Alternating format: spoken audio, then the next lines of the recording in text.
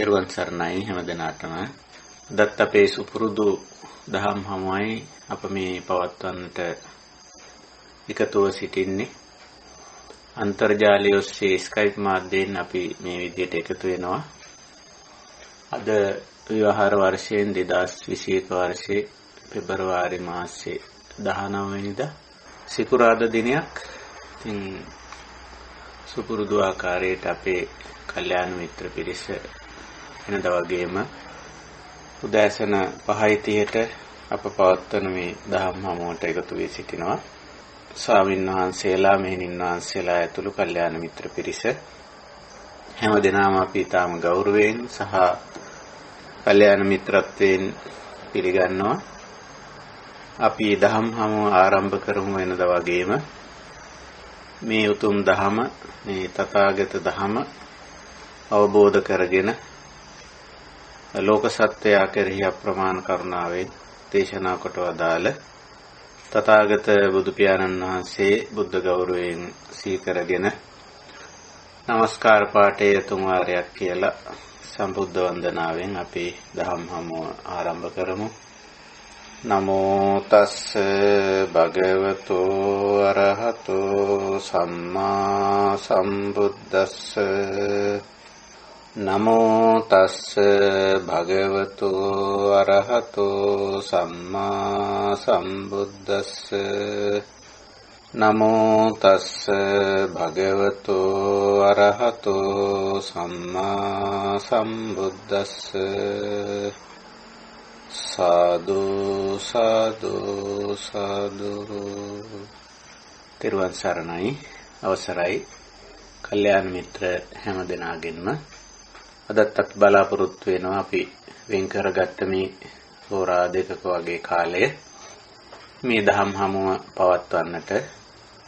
අපි දහම් හමුවක් පවත්වන්නේ අපි හැම දෙනාගේම ධර්ම අවබෝධය පිණිස, විශේෂයෙන් මේ දහම් මාර්ගයට පිවිසිච්ච පිරිසක් හැටියට මේ ධර්මයේ තුල අපිට කියලා දෙන්නේ මොනවද? අපේ ජීවිතය ධර්ම මාර්ගයට ගැනීම සඳහා අප විසින් කවර ආකාරයේ ප්‍රතිපදාවන්ට යොමු විය යුතුද? කුමන ආකාරයේ කුසලතාවන් වර්ධනය කරගත යුතුද කියන කාරණේ මේ ධර්ම මාර්ගය තුල පැහැදිලි වෙලා තියෙනවා, විවරණය වෙලා තියෙනවා. ඉතින් ඒ දේවල් තමයි අපි සාකච්ඡා කරන්නේ, විමසා බලන්නේ. ඒ තුලින් අපිට ශක්තිය ලැබෙනවා දහම් මගට ගන්න අපේ ජීවිතය. ඒ විතරක් නෙවෙයි, සමහර විට වෙනත් අයටත් අපි මේ කරන කාර්යය ධර්ම මාර්ගයට එන්න අත්වලක්, මඟ පෙන්වීමක්, උපකාරයක් බවට පත් වේවි. බුද්ධ ශාසනය කියලා කියන්නේ ඔහොම දෙයක්. තමන් පළමු කොට මේ ධර්ම මාර්ගයේ පිහිටලා කටයුතු කරනවා. අත්තාන මේව පඨමං පතිරූපේ නිවේසයේ කියලා. ඒක තමයි බුදු පියාණන් වහන්සේ දේශනා කළේ. පළමු කොට පළමු කොට අත්තානං මේව පතිරූපේ නිවේසයේ. තමන්ගේ ජීවිතය ධර්ම මාර්ගයේ තුල පවත්වාගෙන යනවා. අතඤ්ඤ මනුසාසෙය. අත ඉක්බිති අඤ්ඤං. අනිත් අයටත් අනුශාසීය පුළුවන් විදිහට මේ ධර්ම මාර්ගය කියලා දෙනවා, තේරුම් කරලා දෙනවා. ඉතින් ඒකෙදි වඩාත් වැදගත් වෙන්නේ චරිතාදර්ශය. අනිත් අයට ධර්ම කියලා දීමේදී ප්‍රමුඛ ධර්ම sannivedana මාධ්‍ය වෙන්නේ චරිතාදර්ශය. දෙවනුව ඉතින් ඒවා කරුණු වශයෙන් පැහැදිලි කර දීම මාධ්‍යත් කරන්න පුළුවන්. පොතපත ලිවීමෙන්, දේශන වලින්, සාකච්ඡා වලිනුත් ඒක කරන්න පුළුවන්. නමුත් අපි නිතරම උත්සාහ කරනවා නම් චරිතාදර්ශයෙන් ධර්ම sannivedanaya කරන්න. ඒක තමයි තාම උතුම්.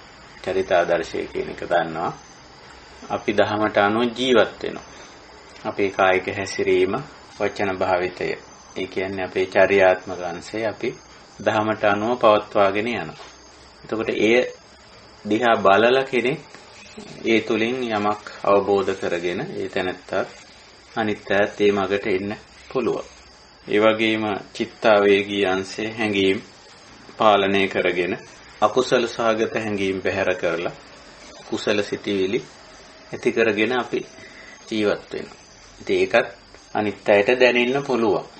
අපි කුසල් සිතිවිලි උපදවාගෙන කටයුතු කරද්දී අපේ හැඟීම්, අපේ අදහස්, බලාපොරොත්තු, ප්‍රාර්ථනා, අපේක්ෂාවල තියෙන වෙනස අනිත් පුද්ගලයාට දැනෙන්න පුළුවන්, හැඟෙන්න පුළුවන්. එතකොට මේ පුද්ගලයාත් බොහෝ විට හැඟීම් වෙනස් කරගන්න ඉඩ තියෙනවා.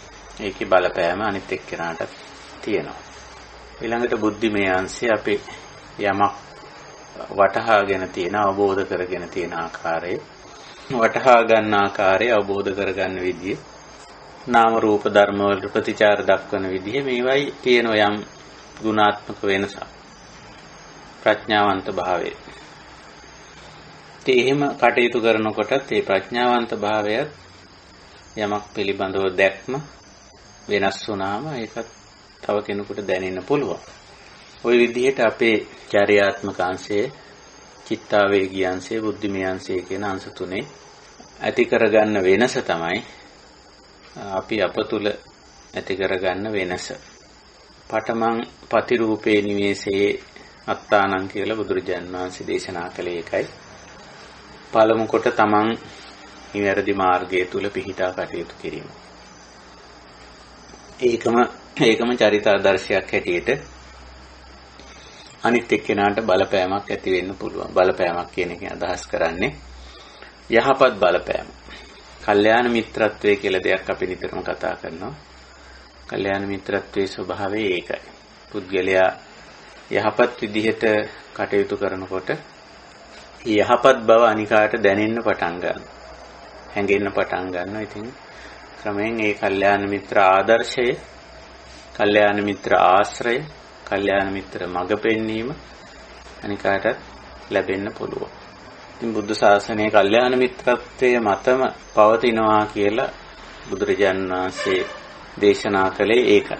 ඒක නිසා අපි උත්සාහ කරමු පළමු කොට අපි අපේ ජීවිත ධම්මගේ අරගෙන යන්න. ඒ කියන්නේ ධර්මානුකූල ජීවිතයක්, දැහැමි ජීවිතයක් ගත කරන්න අපි නිතරම උත්සාහ කරමු. දෙවනුව ඒවා වචනයෙන්, ක්‍රියාවෙන්, ආදර්ශයෙන්, පොතපත ලිවීමෙන්, සාකච්ඡා කිරීමෙන් නොඑක් විදිහට අපිට අනිත් අයට ඒවා පෙන්වා දෙන්න හැකියාව තිබෙනවා. ඒත් ඔය වගේ වැඩපිළිවෙලක් මේ ධර්මයේ පුහුණු වෙනවා කියන වැඩපිළිවෙල. අපි එතකොට මේ එකතු වෙලා සිටින්නේ, සම්බන්ධ වී සිටින්නේ එවැනි කල්යාණ මිත්‍ර සමාජයක්, කල්යාණ මිත්‍ර වැඩපිළිවෙලකට එකතු වෙලා සිටින්නේ. මේ ධම් සභාව එවැනි දෙයක්. ඉතින් අපි මේ සාකච්ඡා සම්මන්ත්‍රණ වශයෙන් කරන මේ දේවල් පටිගත වෙනවා. ඒ වගේම අන්තර්ජාලගත වෙලා තියෙන නිසා තව බොහෝ දෙනෙකුට ශ්‍රවණය කරන්න, අහන්නත් ඉඩකඩ ලැබිලා තියෙනවා. ඒකත් අපේ කල්යාණ මිත්‍රයන් කරන, කල්යාණ මිත්‍රත්වයෙන්ම කරන යහපත් දෙයක් හැටියටයි අපි දකින්නේ. මේ විදිහට මේවා අහලා ශ්‍රවණය කරලා බොහෝ අවබෝධයන් ලබාගෙන අපේ කල්යාණ මිත්‍ර හමුවට එකතු වෙච්ච ඇත්තොත් ඉන්නවා බොහෝ දෙනෙක්. ඉතින් අදත් අපි මේ දහම් හමුව පවත්වන්නේ ඒ උතුම් පරමාර්ථයෙන්මයි. අපි අපේ දහම් හමුවට මාතෘකාවක් ඉදිරිපත් කරගෙන තිබෙනවා. ඒ තමයි අනිශ්චිත විහරණය කියන මාතෘකාව. ඉතින් හැමදාම මම අනිශ්චිත විහරණය පිළිබඳව කෙටියෙන් සිහිපත් කරනවා. ඒක ශ්‍රවණය කළ හුඟ දෙනෙකුත් ඒක ගැන ප්‍රසාදේ පළ කරා. අනිශ්චිතෝච විහෙරති නචකින්චි ලෝකේ උපාදීයති කියලා මේ ධර්ම මාර්ගයේ යන තන් තුල වැඩෙන කුසලතාවය බුදු පියාණන් වහන්සේ දේශනා කළා තිබෙනවා මහා සතිපට්ඨාන දේශනාවේදී. එහි ඇතුළත් වෙලා තියෙන මේ පාඨයේ මේ ප්‍රකාශනයේ අදහස අනිශ්චිතෝ විහෙරති, නිශ්චිත නොවි වාසය කරනවා. නිශ්චිත නොවි වාසය කරනවා කියවම එකකින් අදහස් වෙන්නේ ඇලෙන්නේ, ගැටෙන්නේ, මුලා වෙන්නේ නැතුව වාසය කරනවා කියන එකයි. මොනවයිද ඇලෙන්නේ, මොනවයිද ගැටෙන්නේ, මොනවයින්ද මුලා වෙන්නේ? මේ පසින්දුරන්ට සහ මනසට ගෝචර වෙන දේවල්. පසින්දුරන් කිව්වේ ඇස, කන, නාසය, දිව, කය, මනස. ඊවට ගෝචර වෙන දේවල් මොනවද කියලා අපි දන්නවා. රූප, ශබ්ද, ගන්ධ, රස, ස්පර්ශ සහ ධම්ම. එන්න මේ දේවල් වලට මේවා අහනවා, අපි දකිනවා, විඳිනවා, වටහා ගන්නවා. ඒ වගේම අපේ උවමනාවක් ඇතත් නැතත් මේවා ඇහෙනවා, පෙනෙනවා, දැනෙනවා, වැටහෙනවා. ඉතින් දකින අහන විඳින වැටහෙන පෙනෙන ඇසෙන විඳින්නට වන වැටහෙන දේවල් මැද්දේ අපි ඒවා සමග ගැටෙන්නේ නැතුව ඇලෙන්නේ නැතුව මුලා වෙන්නේ නැතුව ජීවත් වෙනවා. ඒක තමයි මේ අනිශ්චිත විහරණයේ ස්වභාවය. ඕකට බුදුරජාණන් වහන්සේ ඔය දෝන සූත්‍රය වගේ තැන්වලදී පద్මාකාර ජීවිතය කියලා දක්වලා තිබෙනවා. එතන බුදුරජාණන් වහන්සේ දේශනා කරලා තිබෙනවා අනුපලිත්තෝ විහෙරති ලෝකේන කියලා. ලෝකං අභිභූයිහ විහරාමි අනුපලිත්තෝ ලෝකේන. පුණ්ඩරීකං යතාවග්ගු තෝයේන නුපලිප්පති. නුපලිප්පාමි ලෝකේන තස්මා බුද්ධෝස්මි බ්‍රාහ්මණ කියලා ඊටාම උතුම් ප්‍රකාශනයක් කරලා තිබෙනවා. මම මේ ලෝකේ ඉපදිලා ලෝකේ ජාතෝ ලෝකේ සංවඩ්ඩෝ මම ඉපදුනේ මේ ලෝකේ. ඒ කිව්වේ මේ හැට කනට නාසයට දිවට කයට මනසට ගෝචර වෙන දේවල් යමක් වේද ඒ ටික මැද්දෑවේ තමයි බුදුරජාණන් වහන්සේ ඉපදුනේ. ලෝකේ ජාතෝ ලෝකේ සංවඩ්ඩෝ බුදුරජාණන් වහන්සේ වැඩුණේ ජීවත් වුණේ ඒ ටික තුලමයි. අපිට ඒ වුණාට ලෝකං අභිභූයිහ විහරාමි අනුපලිත්තෝ ලෝකේනච. මම මේ ලෞකිකත්වය නැත්තම් ඇහැට කනට නාසයට දිවට කයට ගෝචර වෙන දේවල් ඉක්මවා වාසය කරනවා. ඒ වගේම අනුපලිත්තෝ නොගෑවි වාසය කරනවා කියලා. උපමාවට කියනවා පුණ්ඩරීකං යතාවග්ගු තෝයේන නුපලිප්පති කියලා. පුණ්ඩරීක කියන්නේ සුදු නිලුම් මලට. නිලුම් මල යතාවග්ගු තෝයේන නුපලිප්පති. යම්සේ අර ජලයේ නොගෑවි ජලයෙන් මතු පිටට අවුත් සිටින්නාසේ. ඒ කියන්නේ තවදුරටත් නිලුම් මලේ නැට්ට අර මඩේ තමයි තියෙන්නේ. ඒ වගේම වතුරේ තමයි තියෙන්නේ. නමුත් මඩෙන් වතුරෙන් උඩට ඇවිල්ලා පවතිනවා වගේ නිලුම් මල. තමන් වහන්සේ නූපලිප්පාමි ලෝකේන මේ ලෞකිකත්වයේ ගෑවෙන්නේ නැතුව ඇලෙන්නේ ගැටෙන්නේ මුලා වෙන්නේ නැතුව අභිභූයිහ විහරාමි. ඒවා ඉක්මවා ජීවත් වෙනවා කියලා. තස්මා බුද්ධෝස්මි ඒක නිසායි මේ බුද්ධ කියන්නේ. අවබෝධයෙන් යුතු ජීවිතය. නොඇලී නොගැටී නොමුලාව ගත කරන ජීවිතය.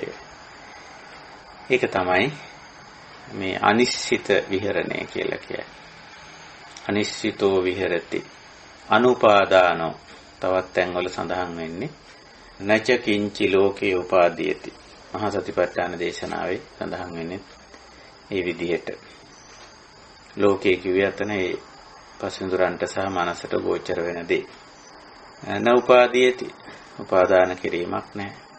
ඊළඟට ඔය දෝන සූත්‍රයේදී පාවිච්චි කරේ අනුපලිත්තෝ කියලා. නූපලිප්පාමි ලෝකේන. ගෑවෙන්නේ නැහැ, තැවරෙන්නේ නැහැ. හේතු වෙන්නේ නැහැ කියන වගේ අදහසක් තියෙනවා. ඉතින් ඔය මාතෘකාව තමයි අපි මේ තියාගෙන තියෙන්නේ. එතකොට ඔය මාතෘකාවෙන් අදහස් කරන්නේ නිවනමයි. නිවන සාක්ෂාත් කරපු පුද්ගලයෙක්ගේ ස්වභාවය ඔය. මේ ලෝකේ ජීවත් වෙනවා. ඉතින් මේ උරුම කරගත්ත කයක් අතර මහා භූත වලින් සකස් වෙච්ච ශරීරයක් උරුම කරගෙන ඒ මනස නැත්නම් අපි විඥාන කියනවා. ඒ කය සහ මනස දෙක තුල වාසය කරනවා. ඒ දෙක ක්‍රියාත්මක වීම තමයි පුද්ගලයෙක් කියන්නේ. ඒ වගේම අර තමන්ගේ සුපුරුදු ජීවන වටපිටාව තමන්ගේ ඥාති හිත මිත්‍රාදීන් යාළු මිත්‍රාදීන් එකට සේවය කරන අය මේවත් එක්ක තවත් ගැඹුරට කිව්වොත් ජරා ව්‍යාධි මරණ ධර්මතාවත් එක්ක මේවත් එක්කම ජීවත් වෙනවා. ඉතින් කෙනෙක් නිවන් දුටුවා කියලා රහත් වුණා කියලා බාහිර පරිසරය ඔහුට අනුව වෙනස් වීමක් වෙන්නේ නැහැ. විශාල වෙනසක් වෙන්නේ නැහැ බාහිර පරිසරේ. බාහිර වටපිටාව එහෙමමයි. කයේ ශරීරයේ 아무තු වෙනසක් වෙන්නේ නැහැ. ඒ සතර මහා භූත වලින් සකස් වෙච්ච ශරීරය එහෙමමයි. ඒකට උරුම ධර්මතා ටික වෙනස් වෙන්නේ නැහැ. ජරාවටපත් වෙනවා, ලෙඩ වෙනවා, කැඩෙනවා, බිඳෙනවා, විනාශ වෙනවා, අබල දුබල වෙනවා. ඒ නිවන් දැක්ක කියලා රහත් වුණා කියලා ඒ ශරීරයට 아무තු ශක්තියක්, 아무තු පෙනුමක්, 아무තු හැඩයක්, 아무තු නිරෝගීකමක් ලැබෙන්නේ. ඒ සෝබා දහමන්ට අයිතිදී ඒක ඒ විදිහටම පවතින වෙනසකට තියෙන්නේ ඒ ශරීරයේ අනිශ්චිතව නොඇලී නොගැටී නොමුලාව වාසය කරනවා. බාහිර සමාජයේ ගත්තත් අපි සමග ජීවත් වෙන සෙසු මිනිස්සු අපි නිවන් දුටුවා කියලා අපි නිවන සාක්ෂාත් කරා කියලා අනිත් අය වෙනස් වෙන්නේ නැහැ. සමහර විට කල්යාණ මිත්‍රාශ්‍රය නිසා යම් ප්‍රමාණයකට යම් සීමිත ප්‍රමාණයක් වෙනස් වෙයි. නමුත් 100% එහෙම වෙන්නේ නැහැ. එතකොට එවැනි කෙලෙස් සහිත අඩුපාඩුකම් සහිත දෝෂ සහිත වැරදි චර්යාවන් සහිත වැරදි චින්තනයන් සහිත වැරදි හැඟීම් සහිත පුද්ගලයොත් එක්ක තමයි අපි දිගටම ජීවත් වෙන්නේ. නිවන් දුටු කෙනා එහෙමයි ජීවත් වෙන්නේ. ඔහුට වෙනත් පලා යන්න තැනක් පලා යාමක් නැහැ. මේ සමාජයෙන් පලා යෑමක් නැහැ රහතන් වහන්සේ. නිවන් දුටු පුද්ගලයා. සමහර අය හිතන්නේ එහෙමයි. සමහර අයගේ මත තියෙන රහතන් වහන්සේලා මේ සමාජයේ ඉන්නේ නැහැ. මාර්ගඵලලාභීන් ඒගොල්ලෝ වෙනත් ලෝකවල යන්නේ බ්‍රහ්ම ලෝකවල අරවයි මේවයි කියලා තියෙන්නේ. බ්‍රහ්මත්වයේ කියලා කියන්නේ පුද්ගලයා තුළ ඇති වෙන වෙනස. වෙන ලෝකයකට යනවා නෙමෙයි. බ්‍රහ්ම විහාර කියලා කොටසක් බුදුදහමේ උගන්වලා තියෙනවා. බ්‍රහ්ම විහරණය. මෙත්තා කරුණා මුදිතා උපේක්ෂා කියලා කියන්නේ පුද්ගලයා තමා තුළ වර්ධනය කර අපි අප තුළ වර්ධනය කරගන්න ගුණාංග ටික. ඒ ගුණාංග වර්ධනය කරගත්තම බ්‍රහ්ම වෙනවා. ඒකයි ස්වභාවය. එහෙම වෙනවා මිසක මේ මාර්ගඵලලාභියේ ගුණ වඩාගත්ත කෙනෙක් වෙන ලෝකයකට යනවා නෙමෙයි. ඉතින් ඔය වගේ සමහර වෙලාවට අපි මේවා පිළිබඳව අපේ සාහිත්‍යයේ ධර්ම විවරණවල වැරදි වැටහීම් වැරදි අර්ථකථන සපයලා තියෙනවා. ඒක නිසා අපි තේරුම් ගන්න ඕන මේ අනිශ්චිත විහරණය තුල අනුපලිට්ඨෝ විහෙරති ලෝකේන නච උපාදීයති ලෝකේ වැනි ප්‍රකාශන වලින් පේනවා බුද්ධ දේශනා වලින් කොහෙවත් යන්නේ නැහැ. වෙන ලෝකයකට යන්නේ නැහැ. හුඟක් අය වැරදි මත වැරදි දේවල් ඉදිරිපත් කරනවා. වෙන ලෝකවලට යන්න ප්‍රාර්ථනා කරනවා. මේ දිව්‍ය ලෝකයන් වෙනත් ලෝකවලට යන්න බ්‍රහ්ම ලෝකවලට යන්න එහෙම ප්‍රාර්ථනා කරනවා. ඒකෙන් වෙන්නේ නිවන් මඟ වරදින. නිවන් දුටු පුද්ගලයාගේ ස්වභාවය නිවන් සාක්ෂාත් කිරීමට තමා තුළ වර්ධනය කරගත්ත යුතු කුසලතා පැත්තක තියලා වෙන ලෝකයකට යන්න ප්‍රාර්ථනා කර කර ඒකට වැඩ කරන්න පටන් ගන්නවා. එතකොට නිවනක් සාක්ෂාත් කරන්න හැකියාව නැහැ. ඒක නිසා අපි අවබෝධ කරගන්න ඕන මේ කාරණේ නිවන් දුටු පුද්ගලයෙක් කොහෙවත් යන්නේ නැහැ. ඔහුට පලා යෑමේ අවශ්‍යතාවයක් නැහැ. මේ පලා යන්න උත්සාහ කරන්නේ නිවන් මාර්ගයට අවතීර්ණ නොවෙච්ච ඇත්තෝ. ගෙවල් දොරවල් වල ඉන්න බෑ. මේගොල්ලොත් එක්ක ඉන්න බෑ. මේ සමාජයේ ඉන්න බෑ. අපිට කොහේ හරි යන්න ඕන, කැලේ යන්න ඕන, වනාන්තරගත වෙන්න ඕන. බුදුරජාණන් වහන්සේ සහ බුද්ධ ශ්‍රාවකයන්ට එවැනි අවශ්‍යතාවයක් තිබ්බේ නැහැ.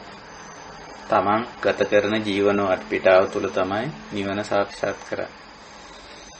දුක තියෙන තැන ඒ දුකින් මිදීම නිවන කියන්නේ.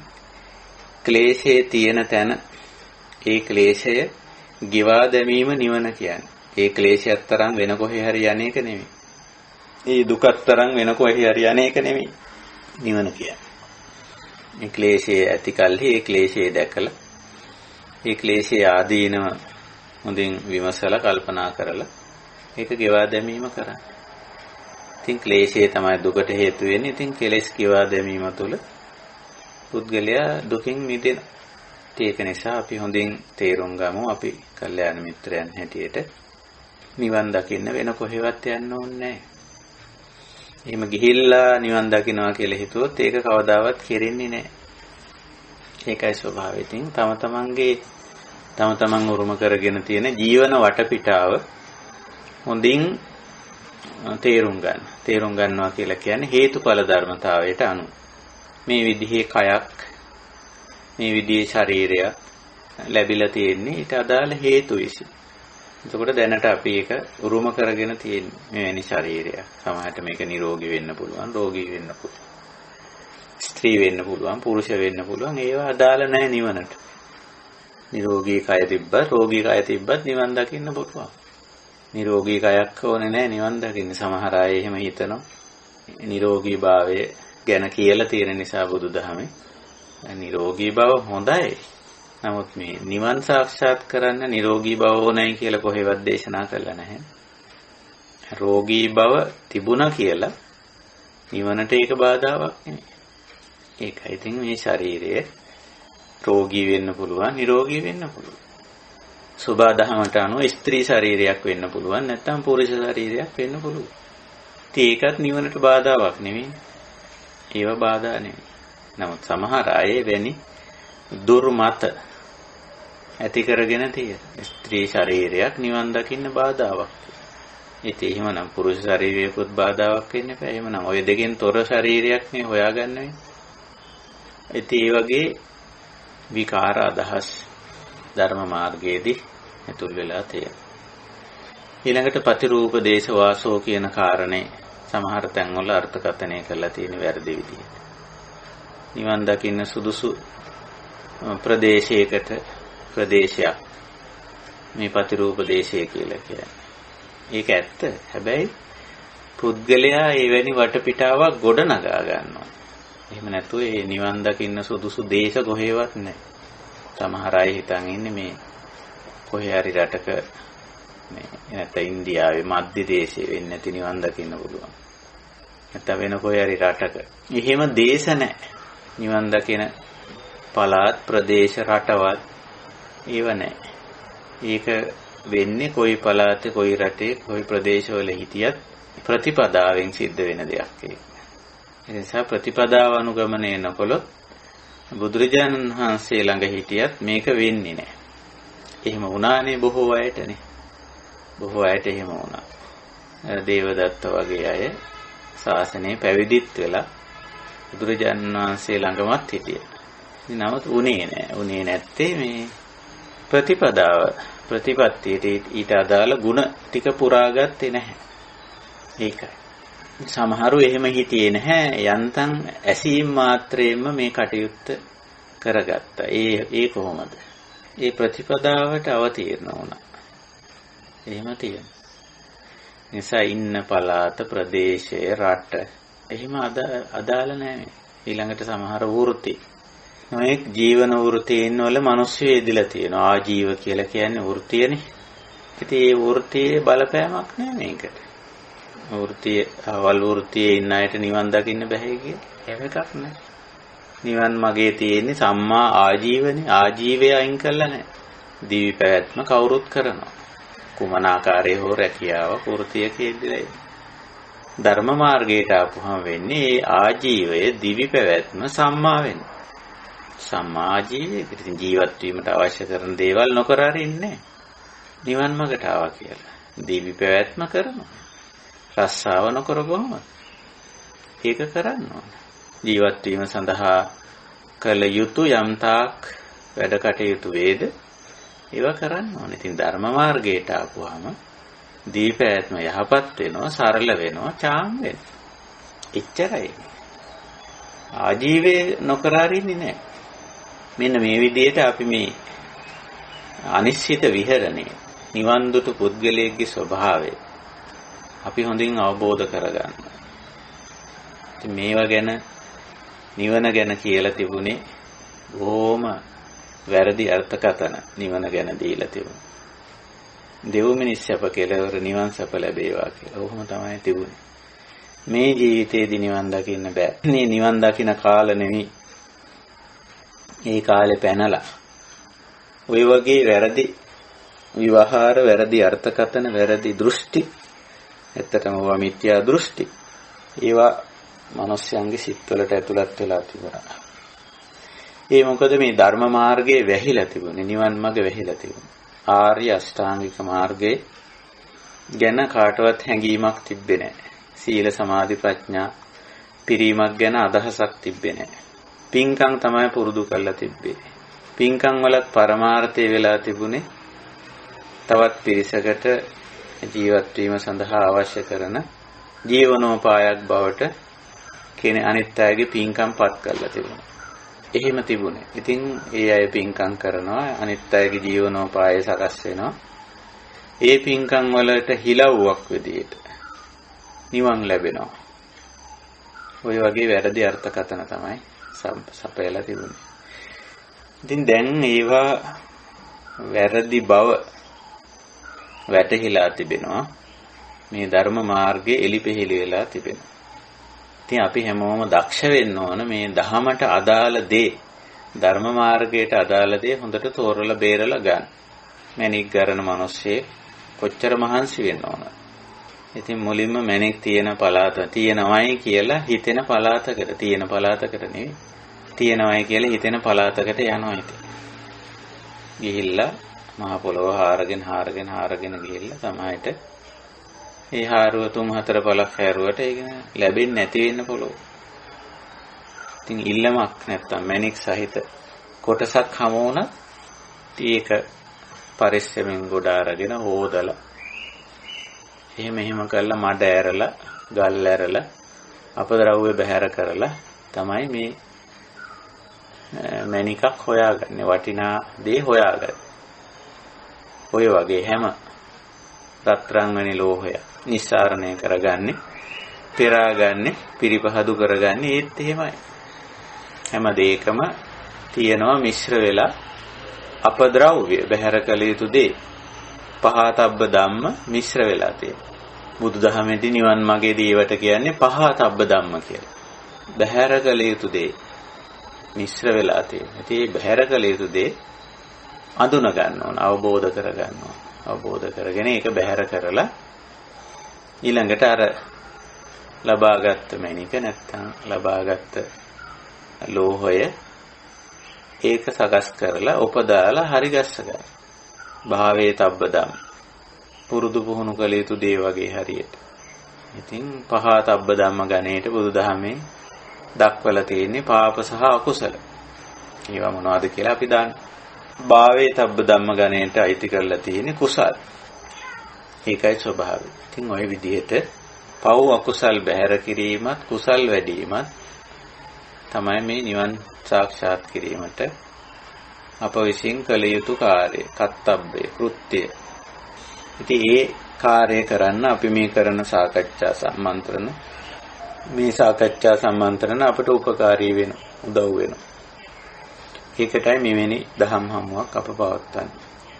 ඉතින් මේ අනිශ්චිත විහරණය පිළිබඳව කෙටි මතක් කිරීමක් මේ කරේ දහම් හමුවේ ආරම්භයේදීම.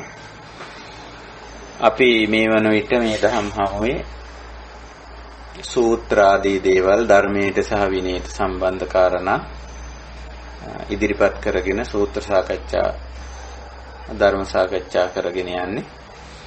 ඉතින් මේ වෙන විට අපි දුතාංග පිළිබඳ සාකච්ඡාව ඉදිරියට අරගෙන ඇවිල්ලා තිබෙනවා. දුතාංග ගැන අපි කලින් සාකච්ඡාවලදී පැහැදිලි කිරීම කරලා තිබෙනවා. දුත කියන්නේ දුෂ්කර කියන අර්ථයේ. දුෂ්කර නමුත් ඵලදායි. සමහර අපි දන්න කොයි දේත් දුෂ්කර දේවල් තියෙනවා, ඵලදායි නොවන දේවලුත් තියෙනවා, ඵලදායි දේවලුත් තියෙනවා. බුදුදහමේ යම් යම් දුෂ්කර දේවල් තෝරාගන්නේ ඵලදායි නම් පමණයි. ඵලදායි නොවන දුෂ්කර දේවල් බුදුදහම තෝරන්නේ නැහැ, අනුගමනය කරන්නේ නැහැ. එතකොට අංග කියන්නේ මෙතෙන්දී ප්‍රතිපත්ති කියලා අපි ගමු. ප්‍රතිපත්ති දුතාංග දුෂ්කර නමුත් ඵලදායි වෙන ප්‍රතිපත්ති දුතාංග. එතකොට එවැනි දුතාංග බුදුදහමේ ඇතුළත් වෙලා තියෙනවා. හැබැයි ඒවා මේ සීලය සමග පටලවා ගන්න හොඳ නැහැ. දුතාංග කියන්නේ මේ සිල්, ඒ කියන්නේ අපේ ශික්ෂාපද නෙවෙයි. ඒ දුතාංග දුෂ්කර නමුත් ඵලදායි ප්‍රතිපදා. හැබැයි ඒක අපි අර ශික්ෂාපද එක්ක සමහර අය පටලවා ගන්න තියෙනවා. ඊවෙතින් උදාහරණ හැටියට දක්වන්න පුළුවන්කම තියෙනවා. දැන් එහෙම පටලවා ගත්ත දෙකක් මම උදාහරණ වශයෙන් කියන්නම්. දැන් අපේ තියෙනවා උච්චාසයන මහාසයනා වේරමණී කියලා ශික්ෂාපදයක්. එතකොට ඒ ශික්ෂාපදයෙන් අදහස් කරන්නේ අදිසුකෝභෝගී අධික මිල සහිත භාණ්ඩ හා සේවා භාවිත කිරීමෙන් වැළකී සිටීම කියන එක. ස්පර්ශකාමයට යට වෙලා ඒ පැත්තට නැඹුරු වෙලා කරන දෙයක් මේ සයනා කියන්නේ කායික පහසුවටයි. එතෙන්දී අදිසුඛෝපභෝගීත්වයට අධික මිල සහිත භාණ්ඩ හා සේවාවන් මගින් ලබන කායික සංතරපණය කායික පහසුව ලැබීමෙන් වැළකී සිටිනවා කියන එක.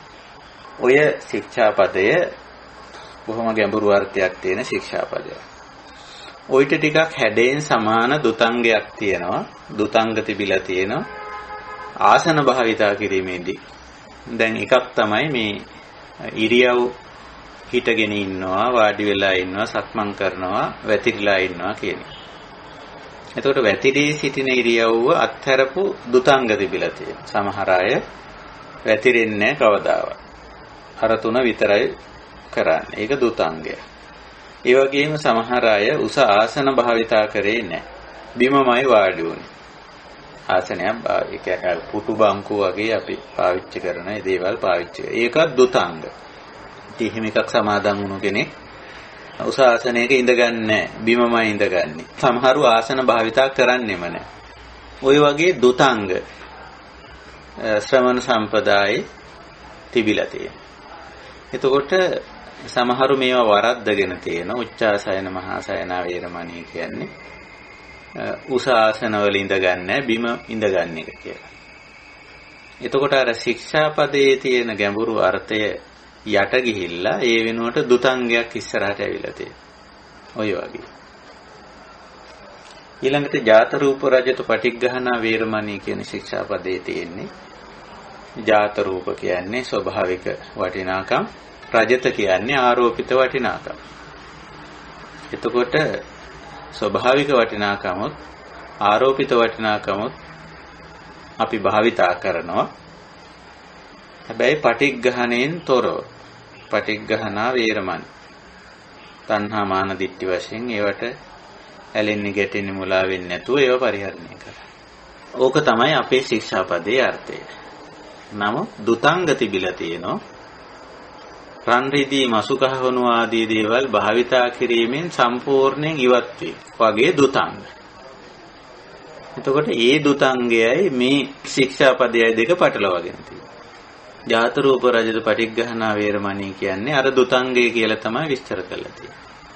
ඒ දුතංගයේ සමාදන් වෙච්ච කෙනෙක් කවදාවත් මේ රන් රිදී මසු කහවණු මුතු මැණික් ආදී වශයෙන් කියලා තියෙන ස්වභාවික වටිනා වස්තු වලින් ඇතැම් මේවා සහ ආරෝපිත වටිනා වස්තු පරිහරණය කරන්නේ නැහැ.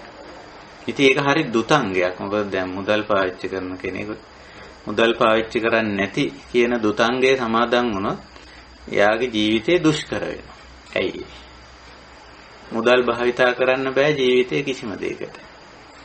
තමා වශයෙන් තමන් ඍජුවත් වක්‍රවත් බෑ. එතකොට සම්පූර්ණ මුදල් පරිහරණය කිරීමෙන් ඉවත් වෙනවා. එතකොට දැන් වාහනයක යන්න බෑ. වාහනයක යන්න බෑ කොහොමදවත්. පයින්ම යන්න වෙනවා. එහෙම ඇත්තෝ ඉන්නවා මන් දන්නවා ලංකාවේ එහෙම ඉන්නවා. එහෙම සායන්නාන්සලා යන්නෙම පයින්. ඒ වාහනයක කාගේ වාහනයක අනුන්ගේ වාහනයක ගියත් මුදල් භාවිතාවේ. යන්නම බෑනේ පයින්ම යන්න වෙනවා.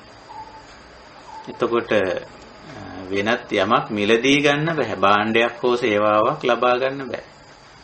ඒ වගේ එතකොට ඒක දුතාංගයක්, දුෂ්කර තත්වයට වැටෙනවා ඒක.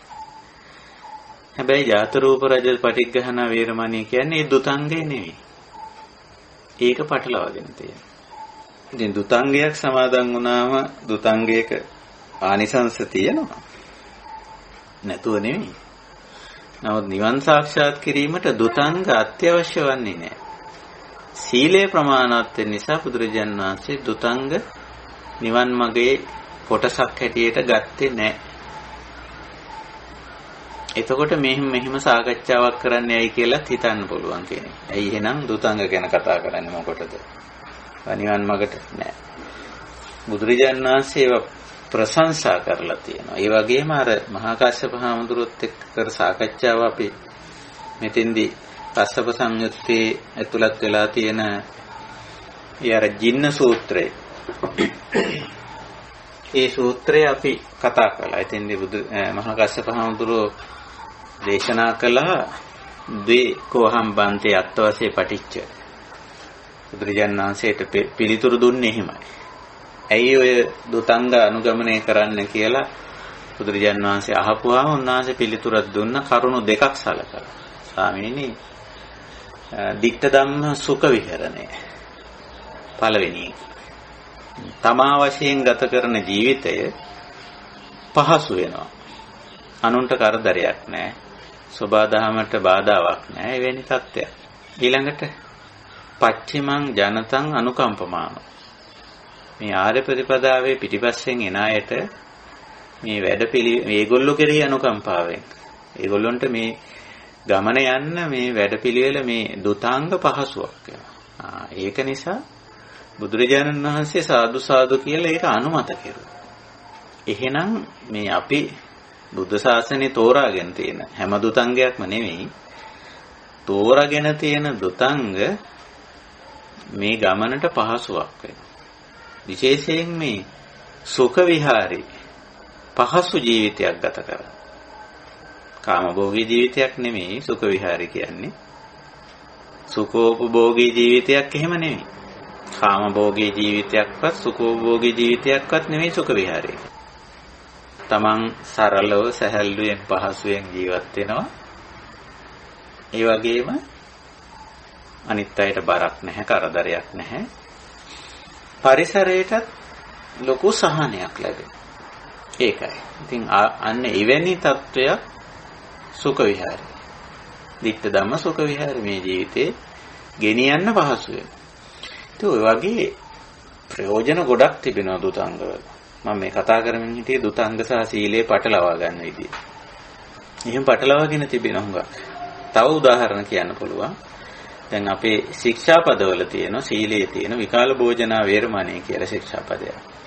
ආහාර පාන ගැනීමෙහිලා ඒ කාර්යයට යොමු වුණාම සාමාන්‍යයෙන් රස තෘෂ්ණාවට වැටෙන්න ඉඩ තියෙනවා. ඒකෙන් වැළකීලා තමන්ගේ ශරීරයට අවශ්‍ය ප්‍රමාණයට පමණ ආහාර පාන ගැනීම ආර්ය සම්ප්‍රදායේ හඳුන්වන්නේ මත්තඤ්ඤුතාච බත්තස්මි. ආහාරයේ මාත්‍රාව දැන වැළඳීම. එහෙම නැත්නම් කාල භෝජන. එතකොට ඒක තමයි අපේ සීලයේ තියෙන්නේ. කාල භෝජන. ආහාරයේ මාත්‍රාව දැන වැළඳීම. ඒකට දවසේ රෑද උදේද දවල්ද කියලා වෙලාවක් නැහැ. මාත්‍රාව දැන වැළඳීමට කාල භෝජනයේට. නමුත් දුතංගයක් තිබිලා තියෙනවා. දහවල් 12න් පස්සේ පහුවදා උදේ වෙනකන් කිසිම ආහාරයක් ගන්නෙ නැහැ. ඒක විකාල භෝජනා ශික්ෂාපදේ නෙමෙයි, ඒක දුතංගයක්. ටිකක් අමාරු වැඩක්. දුෂ්කර වැඩක්. හැබැයි ජීවිතේට පහසුවක් වෙනවා. ඇයි? ආහාර පාන සම්පාදනය කර ගැනීමේ කාර්යයේ යෙදෙන්න අවශ්‍ය නැහැ. දහවල් 12 කියලා අපි හිතමු. එක එක වෙලාවල් දාගෙන තියෙනවා. අහවල් වෙලාවෙ සිට අහවල් වෙලාව දක්වා ආහාර ගැනීමෙන් වැළකී සිටින්න. සමහර විට ජලය ටිකක් විතරක් පානය කරන වෙන්න පුළුවන්. සමහර ඇත්තෝ ගිලම්පසක්වත් වළඳන්නේ. ඒක දුතංගයක්. දුතංගයක්. ඉතින් ඒක නිසා විකාල භෝජනා වේරමණී කියන ශික්ෂාපදේ මේ දුතංගයේ සමග පටලවාගෙන තියෙනවා. ඕනනම් කෙනෙකුට ඒ දුතංගයේ සමාදන් වෙන්න පුළුවන්. නමුත් බුදුදහමේ නිර්දේශ කරලා තියෙන්නේ විකාල භෝජනා වේරමණී. ආහාර ගන්නේ ශාරීරික පැවැත්ම සඳහා. අපි දන්නවා අපි කරන වැඩ අනුව අපේ කාලගුණ දේශගුණ තත්ත්වය අනුව ජීවිතයේ වයස කුඩා වයසේද ලදරු වයසේද මහලු වයසේද වයස අනුව තියෙන ලෙඩ රෝග තත්ත්වයන් අනුව ගත යුතු ආහාරය කුමක්දයි තීන්දුව කර ගැනීම. ඒකට තමයි මාත්‍රාව කියලා කියන්නේ. මත්තඤ්ඤෝ මාත්‍රාව දැනගෙන ආහාර වැළඳීම. මත්තඤ්ඤුතාච භත්තස්මි. ඒක තමයි ආර්යයන්ගේ ක්‍රමය. ඒකයි ස්වභාවය. විකාල භෝජනා වේරමණී. රස තෘෂ්ණාවට වැටිලා කොච්චරවත් নানা ප්‍රකාර විදි ආහාර පාන වර්ග හදා කන ඒ ස්වභාවය, ඒ ඕලාරික ගති වැළකී ආහාර පාන ගන්න. පටිසංකායෝනිසෝ ආහාරං ආහාරේමි කියලා ප්‍රත්‍යවේක්ෂාවෙන් ආහාර ගන්න එක. ප්‍රත්‍යවේක්ෂාවේ වේලාවක් කියන්නේ එහෙම එකක් නැහැ. ඒක නිසා අපි මේක පටලවාගෙන තියෙනවා. අර දුතංගයයි ශික්ෂාපදයයි. ශික්ෂාපද අපේ ආර්ය ප්‍රතිපදාව ඇතුලේ අපි සමාදන් වෙලා රකින්න ඒවා. දුතංග එහෙම නැහැ. ඒක විවෘතව තියලා තියෙනවා. දුතංග සමාදන් වුණේ නැහැ කියලා නිවන් දැකීමට ඒක බාධාවක් වෙන්නේ නැහැ. නමුත් දුතංග වල තියෙන මහ වටින ප්‍රයෝජනයක්. අපි කලින් සාකච්ඡාවේදීත් කතා කළා වර්තමාන ලෝකයක මේ දුතංග අතිශයින් වැදගත්. වර්තමානයේ අපි දකින්න ලැබෙන්නේ සමාජයේ විනාශකාරී. අපි වචන තුනක් පාවිච්චි කරා. සාටෝප පුහු සංකීර්ණ අස්වාභාවික ජීවන රටාවකට පුරුදු වෙලා තියෙනවා. දුතංග වලින් නිතරම අපි යොමු කරන්නේ සරල චාම් ස්වභාවික. සරල චාම් ස්වභාවික ජීවන රටාවකට. ඉතින් අපි නැවත මානවයාට එන්න සිද්ධ වෙලා තියෙන එහෙම එකකට. නාවොත් ඊටාම ඉක්මනින් විනාශ වේවි. දැනටත් යන විනාශය දැනට ලෝකේ වෙන විනාශය අපිට පේනවා. මේ විනාශ වෙන්නේ ජීවිත. ඒ ජීවිත රැක ගන්න කරන දේ තුල ආපහු විශාල විනාශයන් මතුවෙමින් පවතිනවා. මේ හරහා. ඉතින් ඒක නිසා මේ මොකද්ද මේ වෙලා තියෙන්නේ? මේ අර සංකීර්ණ අස්වාභාවික ජීවන රටාවකට මාරු වීමේ ප්‍රතිඵල. ඒක නිසා මේ දුතංග වලින් උගන් සරල චාම් ස්වභාවික ජීවන රටාව අපි හඳුනාගත යුතුයි. ඒක මුළු ලෝකේටම හඳුන්වා දෙන්න මුළු ලෝකයම එතෙන්ට ගන්න පුළුවන් වේද කියලා අපි දන්නේ නැහැ. බුදුරජාණන් වහන්සේත් එහෙම අපිට දේශනා කළා නැහැ. තමන්ගෙන් පටන් ගන්න කියලා එනේ කියලා තියෙන්නේ. අත්තාන මේව පඨමං පතිරූපේ නිවේශේ කියලා. තේරුම් ගත්ත කෙනාට මේ දුෂ්කර නමුත් ඵලදායී ජීවන ප්‍රතිපත්තිය වලට ඇතුළත් වෙලා කටයුතු කරන්න පුළුවන්. ඉතින් ඒක නිවන් මාර්ගට උපකාරක ධර්මයක් වෙනවා. අනිත් එක සීලයත් එක්ක පටලවා ගත්තොත් දුතංග එතකොට වෙන්නේ සීලබ්බත පරාමාස ගණයට වැටෙනවා ශික්ෂාපද ටික. සීලබ්බත පරාමාසය. සීලබ්බත පරාමාස කියන්නේ සංයෝජන ධර්මයක්. සීලේ වෘත බවටපත් වෙනවා. වෘතේක ස්වභාවය යමක් කරනවා. හැබැයි ඒකේ ඵලදායීතාවය කොහොමද ඒක නිවනට අදාළ වෙන්නේ? ඒ මොකක්වත් දන්නේ නැහැ. දන්නේ නැතුව ඔහේ කරගෙන යනවා. එන්නේ ඒක එහෙම දේවල් කරද්දී ඒක නිවන දැකීමට උපකාරී වෙන්නේ නැහැ. පෞරුෂයේ ගුණාත්මක වශයෙන් වර්ධනය වෙන්න උපකාරී වෙන්නේ නැහැ. ඒ නිසා බුදුදහමේ එවැනි වෘත සීල්සේ පෙනෙන වෘත වලටයි සීලබ්බත කියන්නේ. සීලවෘත, සීලබ්බත. එවැනි ඒවාට අපි යන්නේ නැහැ. ඒ නිසා මේ දුතංග බොහොම වටිනවා. සීලය, ආර්ය සීලය මේ දෙක පටලවා ගන්න නැතුව අපිට කැමති නම් දුතංග සමාදන් වෙලා රකින්න පුළුවන්. හැබැයි සමාදන් වෙලා රකින්නකොට අපිට තේරෙනවා බොහෝම ප්‍රයෝජනවත් බවක්, ඵලදායී බවක් තියෙනවා. ඒකයි අපි දුතංග සාකච්ඡාව ඉදිරියට ගත්තේ. ඉතින් අපි මේ වන විට මේ මහා කාශ්‍යප හාමුදුරන්ගේ ජීවිතයට බොහෝ සෙයින් සම්බන්ධ වෙලා තිබෙනවා මේ දුතංග. ඒක නිසා අපි සූත්‍රයක් හැටියට තෝරගත්තේ කස්සප සංයුත්තේ ඇතුළත් වෙලා තියෙන ජින්න සූත්‍රය. එහි ඇතුළත් මූලික දුතංග ටික අපි කතා කරමු. මොකද අපේ ආර්ය සම්ප්‍රදායේ දුතංගධාරිය හැටියට බුදුරජාණන් වහන්සේගේ ප්‍රශංසාවට ලක් වෙලා තියෙන්නේ මහා කස්සප හාමුදුරුවෝ. ඒ නිසා උන්වහන්සේ අනුගමනය කළ දුතංග තමයි අපි බලන්නේ මොනවද කියලා. ඉතින් ඒ අනුව අපි මේ සූත්‍රයේ ඇතුළත් වෙච්ච දුතංග කතා බහ කරමින් ආවේ.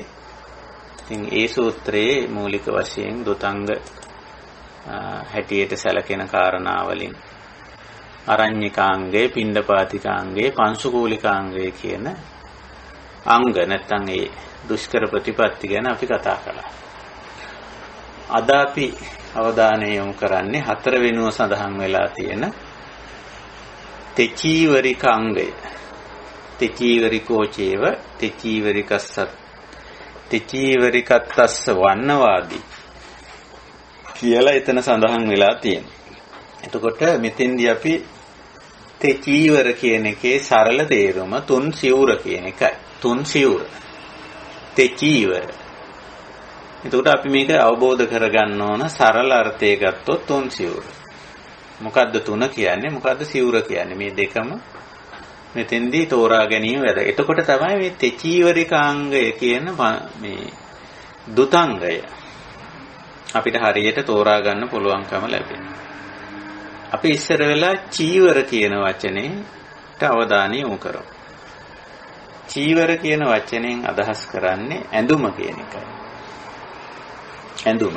බුදුදහමේ චීවර පිණ්ඩපාත සේනාසන ගිලානප්පත්තිය කියලා මූලික අවශ්‍යතා හතරක්.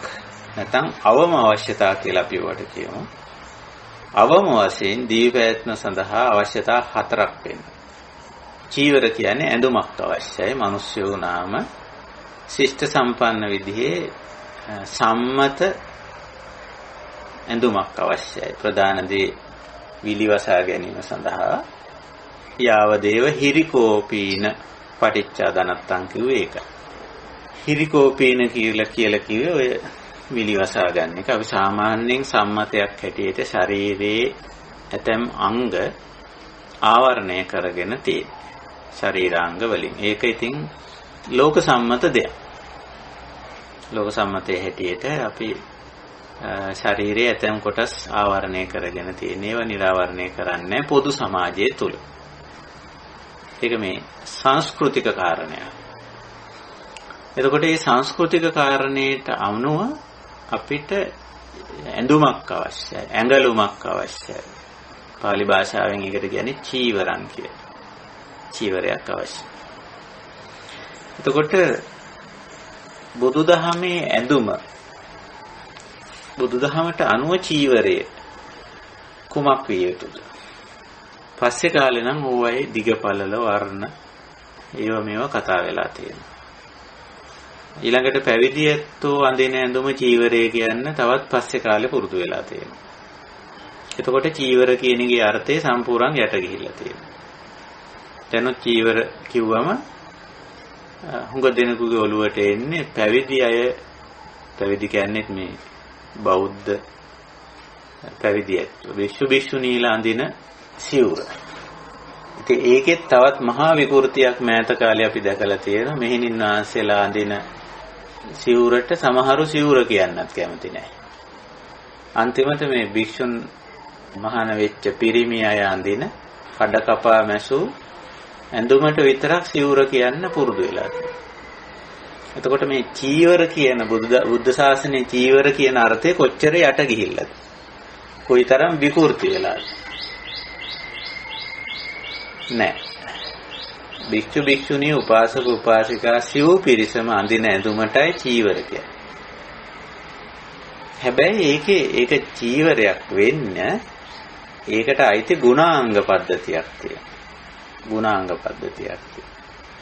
දැන් ඇඳුමක බැලූ බැල්මට පේන දේ මොකද්ද? වර්ණයනේ. සාමාන්‍යයෙන් චීවරයකට ගන්නේ අවර්ණ. ඒ කියන්නේ අපි ඉංග්‍රීසියෙන් කියන්නේ ලයිට් කලර්ස් කියලා. ඇස් අදනා විශේෂයෙන් ඇස් අදින වර්ණ තියෙනවනේ. තද වර්ණ කියලා අපි ඒවට කියනවා. ඩාර්ක් කලර්ස් කියලා. සිවුරක් වුණාම වර්ණයෙන් ලයිට් නැත්තම් මොකද්ද කියන්නේ අඩු වර්ණ කියලා අපි කියන්න පුළුවන්. අඩු වර්ණ. ඉතින් අඩු වර්ණ අඩුම වර්ණය හැටියට සලකලා තියෙනවා සුදු සමහර වෙලාවට.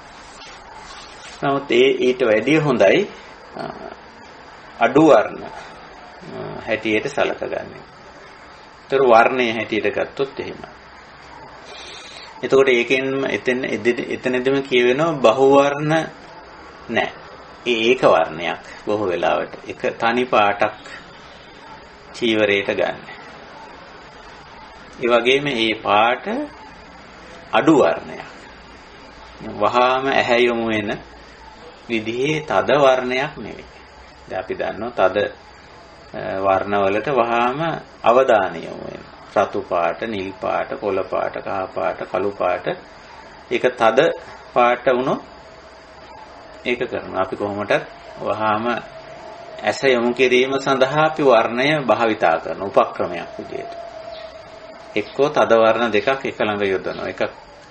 එකකින් අනික අවශ්‍ය එකට අවධානය යොමු කරන්න පසුබිමට තද වර්ණයක් දාලා අවශ්‍ය එකටත් තද වර්ණයක් දාලා දෙක මිශ්‍ර කරලා දාන්න. එතකොට ඒකේ ඉලක්කය ඇස යොමු කිරීම.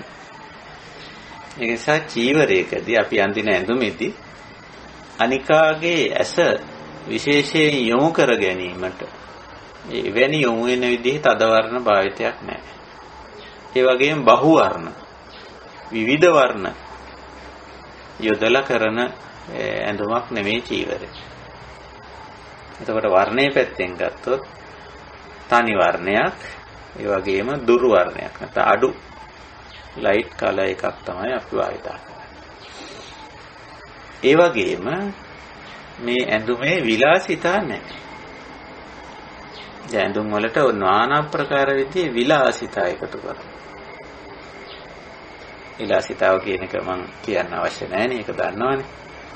වර්ණය වලින් ගන්නවන චිත්‍ර කර්ම ඊළඟට ඒකේ හැඩ විවිධ හැඩතල කපලා විවිධ හැඩවලට මහලා සකස් කරලා ගන්න විවිධ හැඩ ඔය වගේ දේවල් හරහා ගන්න විචිත්‍රත්වය විලාසිතාකරණය කියලා කියන්නේ. එතකොට ඇඳුමේ විලාසිතාවත් අයින් කරලා දැන් ඔන්න බලන්න ටික ටික චීවරයට එනවා සරල බව, චාම් බව, ස්වභාවිකත්වය. ටික ටික මේ ඇඳුමට එනවා. එතකොට විචිත්‍රත්වය නැත්නම් විලාසිතාව ඇඳුමෙන් බැහැර කරලා තියෙනවා චීවරේ. ඊළඟට වටිනාකම. සාමාන්‍යයෙන් ඕනම ඇඳුමකට සම්මත වටිනාකමක් තිබෙනවා. ඒ වටිනාකම අවම එකෙන් මැටීරියල් එක අවම එක. දැන් අර මහාකාශ්‍යප හඳුරන්ගේ චිවුර ගැන කියනකොට පාවිච්චි කළා නේද සානානි කියලා වචනය. ඔබට මතකයි. හන නූලෙන් වියපු රෙද්දකින් තමයි මේ සිවුර මහලා තියෙන්නේ. හන නූලෙන් වහපු එක වටිනාකමින් අඩුයි.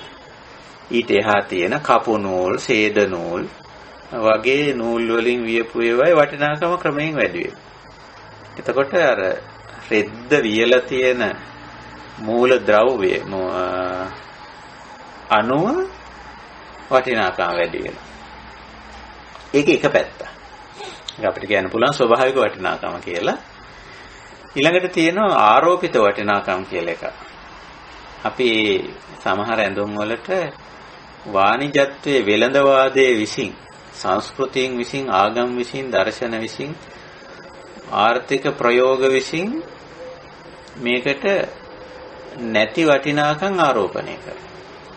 එතකොටත් ඒකේ වෙළඳ වටිනාකම ඉහළ යනවා. අර අතන තියෙන්නේ ස්වභාවික වටිනාකම. අර හන නූලෙන් හරි එහෙම නැත්නම් කපු නූලෙන් හරි සේද නූලෙන් හරි මොන හරි දෙයකින් අපි හිතමු නිර්මාණය කෙරුවා කියලා ඒක සබාධමයට ඇති වටිනාකමක්. නමුත් අර වාණිජත්වයේ ඇතුලේ එහෙම නැත්නම් වෙළඳවාදයේ ඇතුලේ සමහර විට ආගම් දර්ශන ඇතුලේ වටිනාකම් ඔබ්බනවනේ.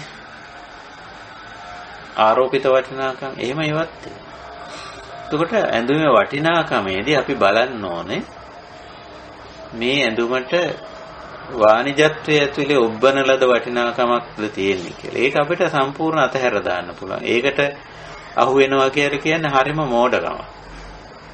වෙළඳවාදයේ විසින් මේ සාමාන්‍ය ඇඳුමට පුදුම විදිහේ වැරදි නැත්නම් අනවශ්‍ය වටිනාකමක්, මූල්‍ය වටිනාකමක් ඔබ්බලා තියෙනවා. ඉතින් ඒක ඔලුවට ගත්ත මිනිස්සයා හිතනවා ඒ ඇඳුම අඳින එක තමයි ඉතින් තමන්ගේ තත්වයට හොඳයි, තමන්ගේ වටිනාකම වැඩි වෙනවා අර ඇඳුම ඇඳගත්තම කියලා. තමන්ගේ සමාජ තත්වය මොකක් හරි ඉහළ යනවා, තමන්ට 아무තු වටිනාකමක් එනවා කියලා ඒ ඇඳුම ඇඳගත්තා. එහෙම වටිනාකමක් එන්නේ නැහැ මිනිස්සුෙකුට. එහෙම ඇඳුමක් ඇඳලා කියලා. ඒක අපි හොඳට අවබෝධ කරගන්න. ඉතින් ඒක නිසා අපි ආර්ය සම්ප්‍රදායට එනකොට වාණිජත්වයේ විසින් ආරෝපිත වටිනාකම අපි බැහැර කරනවා. බැහැර කරපුවායින් පස්සේ ඇඳුමක් මිලදී ගන්න හරි ලේසි. ඇයි? වෙළඳාම තුල නැත්තම් වෙළඳ පොලේ ඕනතරම් අපිට හොයාගන්න පුළුවන්කම තියෙනවා අරවැනි ආරෝපණය නොකළ සරල අඩු වෙළඳ වටිනාකමක් සහිත හොඳ ඇඳුම්. ඉතින් අපිට එහෙම එකක් තෝරන්න පුළුවන්. මේක මේ ප්‍රඥාවෙන් යන වැඩක් නේ. පඤ්ඤා ජීවින් ප්‍රඥාවෙන් ජීවත් වෙන වැඩක් නේ. නැතුව අර මෝඩ අඥාන වැඩවලට අහුවෙලා ඒව ඇතුළෙම නිකන් ගොදුරු බවටපත් වෙලා ඒවයි වීල් වෙලා ඒවයි කරකැවෙන රෝද බවටපත් වෙලා යන ගමනක් නෙවෙයි ආර්ය ප්‍රතිපදාව කියලා කියන්නේ. හැබැයි මේ වාණිජත්වයෙන් පිට වෙන ලෝකයකට ගිහිලා ජීවත් වෙනවත් නෙවෙයි. ඒකයි අර අපි අනිශ්චිත විහරණේ නැත්තම් අනුපලිත්තෝ ලෝකේන එහෙම එකක් අපි කියන්නේ අනිශ්චිත විහරණයක් කියලා එකක් මේ තෝරගෙන තියෙන්නේ ඒකයි. මේ වෙළඳාම මේ වෙළඳ පොළ ඇතුළේම තමයි අපි ජීවත් වෙන්නේ. ඒ වෙළඳ පොළේ ගිහිල්ලා තමයි අපිත් බඩු ගන්න. නැතුව වෙන මාකට් එකක මේ රහතන් වහන්සේලාට බඩු ගන්න වෙන මාකට් නැහැ. ආර්යයන්ට බඩු ගන්න වෙන මාකට් හදලා නැහැ. එහෙම ඒවා නැහැ. රහතන් වහන්සේලාට ආර්යයන්ට බඩු ගන්න තියෙන්නේ ඔය මාකට් එකම තමයි. හැබැයි බඩු ගැනීමේ කලාව වෙනස්. භාණ්ඩ පරිහරණය කිරීමේ කලාව වෙනස්. අන්න ඒක තමයි ආර්ය කියන්නේ. ඒක තමයි මාර්ගඵලලාභියා කියන්නේ. ඒක තමයි සීක කියන්නේ. ඒක තමයි රහතන් වහන්සේ කියලා කියන්නේ. නැතුව මේ රහතන් වහන්සේ මාකට් එකට යන්නේ, වෙළඳ පොළට යන්නේ, ඇඳුම් මිලදී ගන්නෑ. එහෙම එකක් නෑ. එයාත් ඇඳුම් මිලදී ගන්නවා. ඇඳුමක් හොයා ගන්නවා. අන්න හොයාගනිද්දී දැන් පේනව නේද චීවරයට එන හැටි. චීවරයට එන හැටි. ස්වභාවික වටිනාකම සහ ආරෝපිත වටිනාකම. ජාත රූප රජත ආපහු මතු වෙනවා ඇඳුමේදී. ජාත රූප කියන්නේ ස්වභාවික වටිනාකම, රජත කියන්නේ ආරෝපිත වටිනාකම. ඒකට අහු වෙන්නේ නැහැ. ඒකට යට වෙන්නේ නැහැ. ස්වභාවික වටිනාකම් තියෙන එකෙත් අපි බලනවා සේද නූල, කපු නූල, හන නූල. මම නිකන් උදාහරණ වශයෙන් කිව්වා. හන නූලෙන් පාවිච්චි කරන එක පාවිච්චි කරන්න පුළුවන් නම් ප්‍රශ්නයක් නැහැ. බැරි නම් කපු නූල. ඒත් බැරි නම් තමයි සේදයකට යන්නේ. එහෙමත් යන වෙලාවල් තියෙන. ඊළඟට අර වාණිජත්වයේ විසින් කරන ඇඳිල්ල කියලා අපි ඒකට කියන්නේ. මුලා කිරීම, මෝහනය.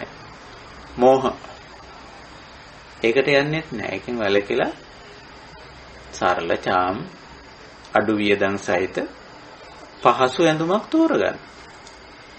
ඔන්න ඔය සරල චාම් අඩු වියදම් සහිත පහසු ඇඳුමටයි චීවරම් කියලා කියන්නේ. චීවරම්. ඒක අඳින්නේ ඒකෙන් වටිනාකමක් ජීවිතයට එකතු කරගන්න නෙමෙයි. ඇඳුමෙන් එන වටිනාකම් බුදුදහමේ උගන්වලා නැහැනේ. බුදුදහමේ වටිනාකම් හැටියට දක්වලා තියෙන්නේ සීල සමාධි ප්‍රඥානේ. එහෙම නැතුව ඇඳුම් වලින් යම් ඇඳුමක් ඇඳම එන වටිනාකම. ද්‍රව්‍ය භාණ්ඩයක් වස්තුවක් පරිහරණය කරනකොට ඒකෙන් එන වටිනාකම. ඉඩකඩම් යාන වාහන වලින් වටිනාකම, තනතුරු තාන්න මාන්න වලින් එන වටිනාකම්. එහෙම වටිනාකම් බුදුදහමේ පෙන්නලා නැහැ. නිවන් මාර්ගේ නැහැ. වෙන වෙන මග වෙන වෙන මාර්ගවල නම් ඇති. නමුත් නිවන් මාර්ගේ එහෙම වටිනාකම් නැහැ. අපි මේ කතා කරන්නේ වෙන වෙන මාර්ග නෙවෙයි නිවන් මාර්ග. ඒක නිසා නිවන් මාර්ගේ එහෙම වටිනාකම් නැහැ. එතකොට අපි චීවරයක් අපි මේ තෙචීවරිකාංගයට එනකොටයි මේක මේ සාකච්ඡා කරන්නේ. චීවරයක් සකස් කරගනිද්දි නැත්තම් ඇඳුමක් තෝරගනිද්දී ඇඳුමක් පාවිච්චි කරද්දී අපිට පුළුවන් චීවරයට මාරු වෙන්න. එතකොට ඒකේ ගුණාංග ටික අපි කතා කරගත්තා. වර්ණය, අඩු වර්ණය, බහු වර්ණ වලින් තොර බවක්. එතකොට මෙහිම කරනකොට වියදම් අඩු වෙනවා. ගාක් වියදම් අඩු වෙනවා. ඊළඟට මේකේ තියෙන විලාසිතාව අයින් කරන්න පුළුවන්. එතකොට අලුතෙන් විලාසිතාකරණය කර ගැනීමේ අවශ්‍යතාවයක් වෙනවා. අපි මුළු ජීවිත කාලෙම එක ඇඳුමක් අඳින් එකම විලාසිතා, එකම හැඩයෙන් උසයි පළලයි වෙනස් වෙනවා. ඉතින් පුද්ගලයාගේ ශරීරය අනුව ඒක වෙනස් වෙනවනේ. දැන් මේ පැවිද්දෝ අඳින සිවුරේ සමහර විටන මේකේ දිග පළල එක වෙන්න ඕනේ කියලා. එකම ප්‍රමාණය. ආපහු අර අවිද්‍යාවට යනවා. එහෙම එකක් නැහැ. ඉතින් පොඩි හාමුදුරු කෙනෙකුට ඔය අපි අඳින උස පළල සහිත ඇඳුමක් අඳින්න පුළුවන් නේ. චීවරයක් මහලා දෙන්න පුළුවන්.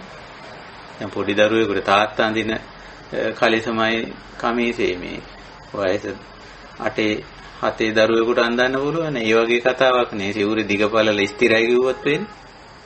නේ පොඩි නමක් පොඩි සාමාන්‍යර නමක් ගත්තොත් එයාගේ ශරීරයේ ප්‍රමාණය හැටියට ඒ සිවුර මහනවා. හැබැයි සිවුරේ ගුණාංග වෙනස් වෙන්නේ නැහැ. ඒකේ තියෙන වර්ණය හෝ ඒකේ තියෙන මේ විලාසිතාව හෝ එහෙම වෙනස් වෙන්නේ නැහැ. එතකොට අඩුම වෙළඳ පොළ වටිනාකමක් සහිත විලාසිතාකරණේ නොවු සරල චාම් ඇඳුමටයි චීවරම් කියලා කියන්නේ. බුද්ධ ශාසනය. ඊට පස්සේ දැන් මෙතන වචනේ තියෙනවා මේ දුතංගේ තියෙන්නේ තෙචීවරම් කියලා. තේ කියන්නේ තුනයි කියන එකනේ. ඇඳුම් තුනයි කියන්නේ. ඉතින් මේ තුනයි කියන එකෙන් අදහස් කරන්නේ ඔන්න ඔතෙන්දි තමයි දුතංගයට එන්නේ. චීවරයේ දුතංගයක් වෙන්නේ නැහැ. අර සංඛ්‍යාව දාපු ගමන් දුතංගයක් වෙනවා. තෙචීවර. ඇයි?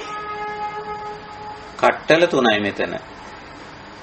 දැන් අපි දන්නවා ඇඳුම් කට්ටලයක් කිව්වම දැන් ගිහි කෙනෙක් ගත්තොත් ඒක ඇඳුම් කට්ටලයක්කට ඇඳුම් කීයක් අයිති වෙනවා. යට ඇඳුම, උඩ ඇඳුම. ඉනෙන් යට අඳින එකයි, ඉනෙන් උඩ අඳින එකයි. සමහර විට ඒ දෙකට අමතරව යටිනුත් ඇඳුමක් අඳිනවා වෙන්න පුළුවන් අවශ්‍යතාවයේ සලක. එතකොට සමහර වෙලාවට බැලුවොත් ඇඟලුම් 4ක් විතර කට්ටලයට වැටෙන්න පුළුවන්. යටට අඳින ඇඳුම් 2ක් තියෙන්න පුළුවන්. ඊට පස්සේ උඩට අඳින ඇඳුම් 2ක් තියෙන්න පුළුවන්. ඉනෙන් උඩයි, ඉනෙන් යටයි. මතු පිට සහ ඇතුළත වශයෙන් ගත්තොත් සමහරට ඇඳුම් 4ක් ඇඟලුම් 4ක් විතර ওই කට්ටලයට වැටෙන්න ඉඩ තියෙනවා. පැවිදි ඇත්ත හැටියට අපේ ඇඳුම් කට්ටලයටත් අපි ඉස්සර වෙලාම නාන කඩක් කියලා එකක් අඳිනවා. ඒ කියන්නේ රෙදි කඩක් අඳිනවා යටින්. ඊට පස්සේ අඳනයක් කියලා එකක් ඇඳලා පටියක් බඳිනවා. ඒක ලිහිලා වැටෙනවා. උඩුකයට මුලින්ම අංශ කඩක් කියලා එකක් අඳිනවා. ඇතුළත නිකන් බැනියමක් වගේ එකක්.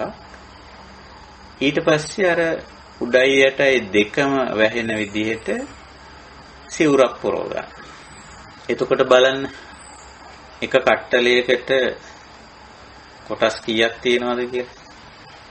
අපේ එකට තියෙනවා යටට 3යි උඩට 2යි 5ක් තියෙනවා. එක කට්ටලයකට. එතකොට ඔය කට්ටලිය අපි සාමාන්‍යයෙන් අඳින්නේ බහැරකට යනවා නම් විතරයි. ආරාමේ ඉන්නකොට උතනින් පාවිච්චි වෙන්නේ 5න් 3යි. අර යටට අඳින රෙදි කඩයි සමහරට පටිය බඳින්නෙත් නැහැ. පටිය නොබැඳ ඉන්න අවස්ථාව පුළුවන්කම තියෙනවා. නමුත් අපි පටියක් බැඳ ගන්න. ඊට පස්සේ උඩුකය යටිකය දෙකම වැහෙන විදිහට පොරවන චීවරේ ඇඳුම. උත්තරාසංගය කියලා ඒකට කියන්නේ pāli භාෂාවෙන්. කාය බන්ධනයයි අන්තරවාසකයයි උත්තරාසංගයයි. තුනයි එතකොට පාවිච්චි වෙන්නේ. එතකොට බලන්න තවත් අඩු වෙනවනේ. එළියට යන ඇඳුමයි සේනාසනේ නැත්තම් ගෙදර ඉන්නකොට අඳින ඇඳුමයි අතර ගත්තාම තවත් අඩු වෙනවා. පිටට යනකොට තමයි මේ දැන් ගිහියැත්තොත් බලන්න පිටට යනකොට අඳින ඇඳුම් කට්ටලේ අංග වැඩි. කොටස් වැඩි. මේ සපත්තු දෙකද මේස් දෙකද ටයි එකද තව එකතු වෙලා. හැබැයි ගෙදර ඉන්නකොට සපත්තු මේස් දාගෙන ටයි දාගෙන ඉන්නේ. ගෙදර ඉන්නකොට ඔය සරල තනි ඇඳුමෙන් ඉන්නවා නැත්තම් දෙකෙන් ඉන්නවා. එහෙම තමයි ගෙදර ඉන්නේ. ඒක කවුරුත් එහෙම තමයි. බහැරට යනවා කියලා කියන්නේ තවත් මිනිස්සු මුණ ගැහෙන සමාජයට යන එකක්. ඉතින් සංස්කෘතියට අනුව අපිට එහෙම යන්න බෑනේ. එහෙම යන්නේ නැහැ. සමහරු එහෙමත් යනවා. ගෙදර ඉන්න විදිහටම සමාජයට යනවා. දැන් ඔය සමහර වැද්දෝ යන්නේ. ඒ විදිහටම පොරවත් කරේ දාගෙන යන්නේ ලෝකේ පුරා යනකොට. ඉතින් ඒ කිසි අදාළත්වයක් නැහැ ඉතින්නේ.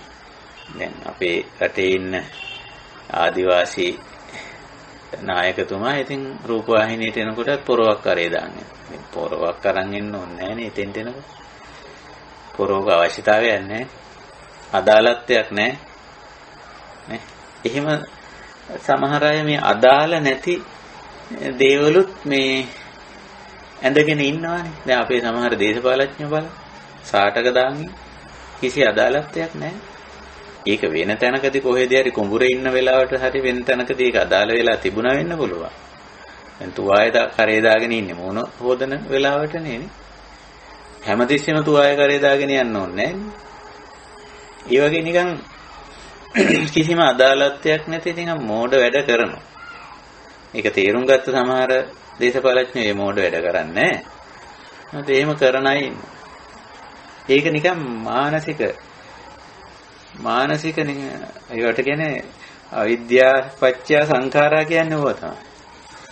අවිද්‍යාවෙන් සකස් වුණු දේවල්. ඉතින් ඇඳුමෙත් තියෙනවා අවිද්‍යාව පත්‍ය සංඛාරා. අවිද්‍යාවෙන් සකස් වෙච්ච දේවල්. ඒවා තමයි ඔය විලාසිතා. නේ? ඒ වගේ දේවල්. බොරු වටිනාකම්, පුහු වටිනාකම්, ඕන නැති ඇඳුම්, අදාළ නැති ඇඳුම්. ඒවා ඔක්කොම අයින් වෙච්ච එකක් තමයි චීවර කියන්නේ. අදාළත්වය ඒතන තියෙනවා. මොකද අදාළත්වය? හිරිකෝපීන පටිච්චාදන විලි වැහෙන්න ඕන. විලි වැහෙන්නේ නැත්නම් ඇඳුමක් වෙන්නේ නැහැ. ඒ අදාළ ඒකනේ ප්‍රධාන දේ. අත්‍යවශ්‍ය කාරණේ ඒකනේ. සමහරුන්ගේ ඇඳුම් වල විලි වැහෙන්නේ නැහැ. ඇඳුමක් කියලා එකක් නිකන් කිව්වට මොකද ඒ අදාළ කාරණේ කෙරෙන්නේ. අඩ නිර්වතින් යන්නේ ඇඳුමක් ඇඳන් වගේ යනවා. ඒ වුණාට නිර්වත පෙන්නගෙන යනවා ඇඳුමේ. ඉතින් එතකොට ඒක ඇඳුමක් හැටියට චීවරයක් හැටියට කොහොමදවත් ගණන් ගන්න බෑ. ඉතින් ওই විදිහට මූලික කාර්ය ඉෂ්ට වෙන්න ඕනේ. ඊළඟට අපේ ධහමේ කියන හැටියට දංශ මකස වාතාතප සිරින්සප සම්පස්සානං පටිඝාතාය. මේ මැසි මදුරුවන්ගෙන් වෙන හානිය තියෙනවනේ ශරීරේට. ඇස් වහනවා, මදුරුව කනවා, නොඑක් විදිහේ කෘමි හානි තියෙනවා. ඒක ස්වභාවික දෙයක්. ඒකෙන් වළක්ව ගන්න මේ ඇඳුම අපට උපකාරී වෙනවා. අපි පොරෝණයක් පුරවගෙන බුදිය ගන්නෑ. සීතස්ස පටිඝාතාය සමහර වෙලාවට. සීතල වළක්ව ගන්න. පිට සීතල නම් අපි පොරව ගන්න එක. නේ. ඒ වගේ. උන්නස්ස පටිඝාතාය සමහර වෙලාවට උෂ්ණය වළක්ව ගන්න පාවිච්චි කරනවා එනකොට. දංශ මකස මැසි මදුරු ආදී ශරීරයට හානි කරන සතුන්ගෙන් ශරීරය ආරක්ෂා කරගන්න. ඒ වගේම ඍතු විපර්යාස වලින් ඇති වෙන වෙනස්කම් වලින් ශරීරයේ ඇති වෙන මේ වෙහෙස පීඩාව වළක්ව ගන්න. ඕව තමයි මූලික අර්ථය. ඇඳුමක චීවරයක තියෙන මූලික ලක්ෂණ. ඉතින් ඒ ටික සහිතයි. ඉතින් ওই ටික සහිතව තියෙනවා නම් ඒක අපි බුද්ධ ශාසනයේ සලකන්නේ ආර්ය ප්‍රතිපදාව තුළ සලකන්නේ චීවරං කියලා. ඒ චීවරං පටිසේවාමේ ඒක තමයි අපේ ප්‍රතිපදාව. ඔය අතරට දුතංගයක් වෙලා තියෙනවා. ඕක 3 කෙරුවොත් දුතංගයක් වෙනවා. ඒතර අපි මේ සංඛ්‍යාව පටලවාගෙන තියෙනවා. ඇඳුම් 3ක් නෙවෙයි අදහස් කරන්නේ ඇඳුම් කට්ටල 3ක්. මේකෙන් අදහස් කරන්නේ. ඇඳුම් කට්ටල 3ක් ඇද්ද කියලා අපිට හිතෙන්න පුළුවන්. අර දුතංගයක් හැටියට පාවිච්චි කරනකොට ඇඳුම් කට්ටල 3ක් ඇති. මොකටද මේ 3ක් ඕන වෙන්නේ? සාමාන්‍යයෙන් Taman gedara dore ඉන්නකොට ඇඳුම් කට්ටල දෙකක් ඕන වෙනවනේ. එකක් නිතරම ඇඳගෙන ඉන්නවා අනිත් එක සෝදලා දාලා තියෙනවා. මේක කිලුටු වුණාම ඒක හොදනකොට ඇඳගන්න එකක් තියෙන්න ඕනනේ. එකක් පාවිච්චි කරන්න බෑ. ඇඳගන්න එකක් ඕන. ඒක නිසා එකක් ඇඳගෙන ඉන්නවා එකක් සූදානම්ෙන් තියාගෙන ඉන්නවා. මේක ඇඳගෙන ඉන්න එක කිලුටු වෙලා හේදුවම ඇඳගන්න. එතකොට දෙකක් ඕන වෙනෝනේ අනිවාර්යෙන්. ඇඳුම් කට්ටල දෙකක්. අනිත් එක තුන්වෙනි එක ඒක ඉතින් බහැරකට යනකොට අඳින ඇඳුම් කට්ටලයක් තියෙනවා. බහැරට යනකොට ඇඳුම් කට්ටලයක් ඕනනේ. නැත්තම් ගෙදර ඇඳන් ඉන්න එක ඇඳන් යන්න බෑනේ. දැන් අපි වුණත් පැවිද්දෙක් වුණත් ආරාමේ ඉන්න ඇඳුම් කට්ටලේ ඇඳගෙන යන්නේ නෑ බහැරට. බහැරට යනකොට සක්කච්ඡන් නිවාසෙත්වා සක්කච්ඡන් පාරුපිත්වා එහෙමනේ යන්නේ. ඒක ලෝක සම්මත ක්‍රමය. ඒ අනුව අපිට තව ඇඳුම් කට්ටලයක් ඕන වෙනවා බහැරට ඇඳගෙන යන්නේ. සාමාන්‍යයෙන් ඔය තුන ඇති කියලා කියනවා. හැබැයි අමාරුයි ටිකක් ඔය තුනකින් ජීවත් වෙන්න. තෙචීවරිකාංගය අමාරුයි. දැන් අපිත් උත්සාහ කළා මමත් උත්සාහ කරලා බැලුවා තුනෙන් පුළුවන්ද කියලා. ඇත්ත වශයෙන්ම පුළුවන්කම තියෙනවා. නමුත් එක තැනකදී පොඩි ගැටලුවක් එන. ඒ තමයි මේ එළියට ඇඳගෙන යන ඇඳුම් කට්ටලේ එකක් වුණොත් ඒක ටිකක් දුෂ්කර වෙනවා. ඒ මොකද සමහර වෙලාවට අපි එළියට ඇඳගෙන යන ඇඳුම් කට්ටලේ එළියට ගිහිල්ලා ආපුවාම ඒක අපිරිසිදු වුණාම ඒක හොදන්න වෙනවා. පහෝදත් යන්න වුණොත් එතකොට මොකද කරන්නේ? එතකොට ගැටලුවක් එනවා. ඒක නිසා එළියට ඇඳගෙන යන ඇඳුම් කට්ටල දෙකක් අවම වශයෙන් අවශ්‍යයි. දැන් අපේ තියෙන්නේ මගේ පෞද්ගලික ජීවිතය ගත්තොත් එළියට යන්න සිවුරු කට්ටල දෙකක් තියෙනවා. ආරාමයේ අඳින ඇඳුම් කට්ටල සිවුරු කට්ටල දෙකක් තියෙනවා. එහෙනම් තෙචීවරිකාංගය මට කරන්න බෑ. මම හතරක් පාවිච්චි කරනවා. හැබැයි තුනට බැහැලා කරලා බැලුවා අපි. තුනට බස්සලා කරලා බලපුවාම දුතාංගයක් වෙනවා. දුෂ්කරයි. මොකද හේතුව එළියට යන්න තියෙන එකම ඇඳුම් කට්ටලයයි. යම් වෙලාවක ඒක හොදලාද වේලිලා නැද්ද ඒ ගමන වලකිනවා. ඇයි? එළියට යන ඇඳගෙන යන ඇඳුම් කට්ටලය සූදානම් නැහැ. ඒක නිසා යන්න විදියක් නැහැ. එක්කෝ අර ගෙදරට නැත්නම් ආරාමයට අඳින ඇඳුම් කට්ටලේ ඇඳගෙන යන්න වෙනවා. එක්කෝ ඒක. ඉතින් ඒක එහෙම යන්නේක සමහර තැන්වල සුදුසු නැති වෙන්න උලන්. දැන් ගිහි ඇත්තන්ගේ පැත්තෙන් ගත්තොත් එහෙම කාර්යාලයට යන්න බෑනේ ගෙදර ඇඳගෙන ඉන්න ඇඳුමේ. නේ? නිලධාරියෙක් නම් හමුදාවේ හරි පොලිසිය හරි මොකක් හරි අපි හිතමු නිල ඇඳුමක් අඳින කෙනෙකුට නම් ගෙදර ඇඳගෙන ඉන්න ඇඳුමෙන් නිලේ කටයුතු කරන්න බෑ. නිල ඇඳුම ඇඳ ගන්න වෙනවා. අන්න ඒ වගේ අවස්ථාවල මේ තෙචීවරිකාංගය දුතාංගය ප්‍රායෝගික නැහැ කරන්න බැරි වෙනවා. ඒක නිසායි බුදුදහමේ මේවා සීලවලට අරගෙන නැත්තේ. හැබැයි කෙනෙකුට තමන්ගේ ජීවිතේ මේක කරන්නත් පුළුවන් වෙයි. අඩු ඇඳුම් කට්ටල ප්‍රමාණයකින් ජීවත් වීමට යොමු කිරීමක් මෙහි අදහස. මම ඒක නැවත කියන්නම්. අඩු ඇඳුම් කට්ටල ප්‍රමාණයකින් ජීවත් වීමට යොමු කිරීම. දැන් මේ සාකච්ඡාව අහගෙන ඉන්න අපේ කල්යාණ මිත්‍රයෝ පැවිදි ඇත්තෝ ගිහි ඇත්තෝ බලන්න ඇඳුම් කට්ටල කීයක් තියෙනවද කියලා. තෙචීවරිකාංගය කියන දුතාංගයට આવොත් එහෙම 3යි. කට්ටල 3යි. තුන් සිවුර කිව්වම පස්සේ කාලේ වරද්දලා තියෙනවා අන්තරවාසකයයි උත්තරාසංගයයි සංඝාටියයි කියලා. මම ওই පාලි වචන වලින් කියන්නේ මොකද්ද කියලා කියන්න. අන්තරවාසකය කියලා කියන්නේ ඉන්නට අඳින එක. කවුරුත් ඉනට වස්ත්‍රයක් අඳිනවනේ. යටිකය වැසීම සඳහා ඒකට අන්තරවාසක කියනවා. උත්තරාසංගය කියලා කියන්නේ පැවිදි ඇත්තන්ගේ පැත්තෙන් කිව්වොත් උඩුකය යටිකය දෙකම වැහෙන ලොකු රෙද්දක් අපි පොරවන. ඒක සාමාන්‍යයෙන් අර එක අතක් දකුණු අත විවෘත වෙන විදියට වම් උරේ වැහෙන විදියට අඳින එක. සාමාන්‍යයෙන් අඳින්නේ එහෙමයි. හැබැයි බහැරකට යනකොට දෙවුරම වසාගෙන යන සම්ප්‍රදායකුත් තියෙනවා. සාමාන්‍යයෙන් දෙවුරම වැසීම සම්ප්‍රදායක්. නොඇසුවයි කියලා ප්‍රශ්නකුත් නැහැ ඉතින්. ඒ වුණාට දෙවුර වැසීම ක්‍රමයක් තියෙනවා. එතකොට උඩුකය යටිකය දෙකම වැහෙන විදියට අඳින ඇඳුම උත්තරාසංගය. ඊට අමතරව සංඝාටිය කියලා එකක් තවත් එකක් තියෙන සංගල සිවුර කියලා. රෙදි දෙකක් එකට අමුණලා මහා ගන්න යම්කිසි පොරෝණයක් ඒකට කියන්නේ. ඇත්තට මේක අඳින්නේ නැහැ කොයි වෙලාවකවත්. ඒක පොරෝණයක්. අර විවෘත තැනක මැසි මදුරුවන් සහිත තැනක ජීවත් වෙනකොට අන්න එතෙන්දී අවශ්‍ය වෙනවා ටිකක් ඒ වයින් අර සීතල උෂ්ණය මැසි මදුරු වලින් වලකින්න කිසියම් සුදුසු පොරෝණයක් අවශ්‍ය වෙනවා. ඒ පොරෝණයට කියන්නේ සංඝාටි කියලා. සංගල කියන්නේ යුගල කියන්නේ දෙකක්. රෙදි දෙකක් එකට එකතු කරලා මහලා ඒක හදාගන්න. ඇත්තට මේක පොරෝණයක්. එතකොට දැන් ඉනට අඳින එකයි උඩුකය යටිකය දෙක වහලා අඳින එකයි අර පොරෝණය.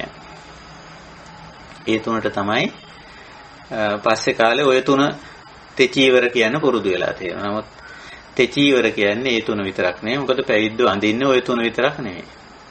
කාය බන්ධනයක් ඒ කියන්නේ පටියක් ඉනට අඳිනවා. තවත් කඩ නාන කඩක් ඒ වගේ ඒවා පාවිච්චි කරනවා. අංශ කඩක් පාවිච්චි කරනවා. ඒක නිසා තුන් සිවුර කිව්වම අර විදිහට අර්ථකථනය කිරීම සුදුසු නැහැ.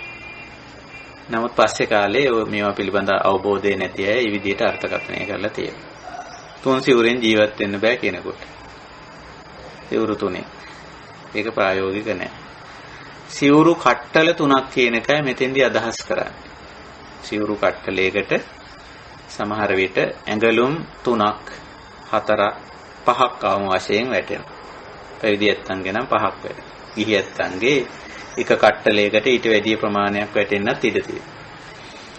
ඉතින් ඔන්න ඔය විදිහට ඇඳුම් කට්ටල 3කින් ජීවිතේ පවත්වාගෙන යෑම තමයි තෙචීවරිකාංග කියලා කියන්නේ. එතකොට මහා කස්සප හාමුදුරුවෝ මේ විදිහටයි කටයුතු කරලා තියෙනවා. උන්වහන්සේ සිවුරු කට්ටල 3යි පාවිච්චි කළා. ඉතින් ඒක අර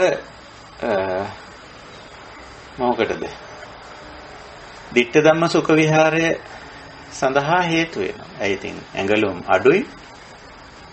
දැන් බලන්න ඇඳුම් ගොඩක් තියෙනකොට මොකද වෙන්නේ කියලා? හොදන්න ඕන, වේලන්න ඕන, අයන් කරන්න ඕන.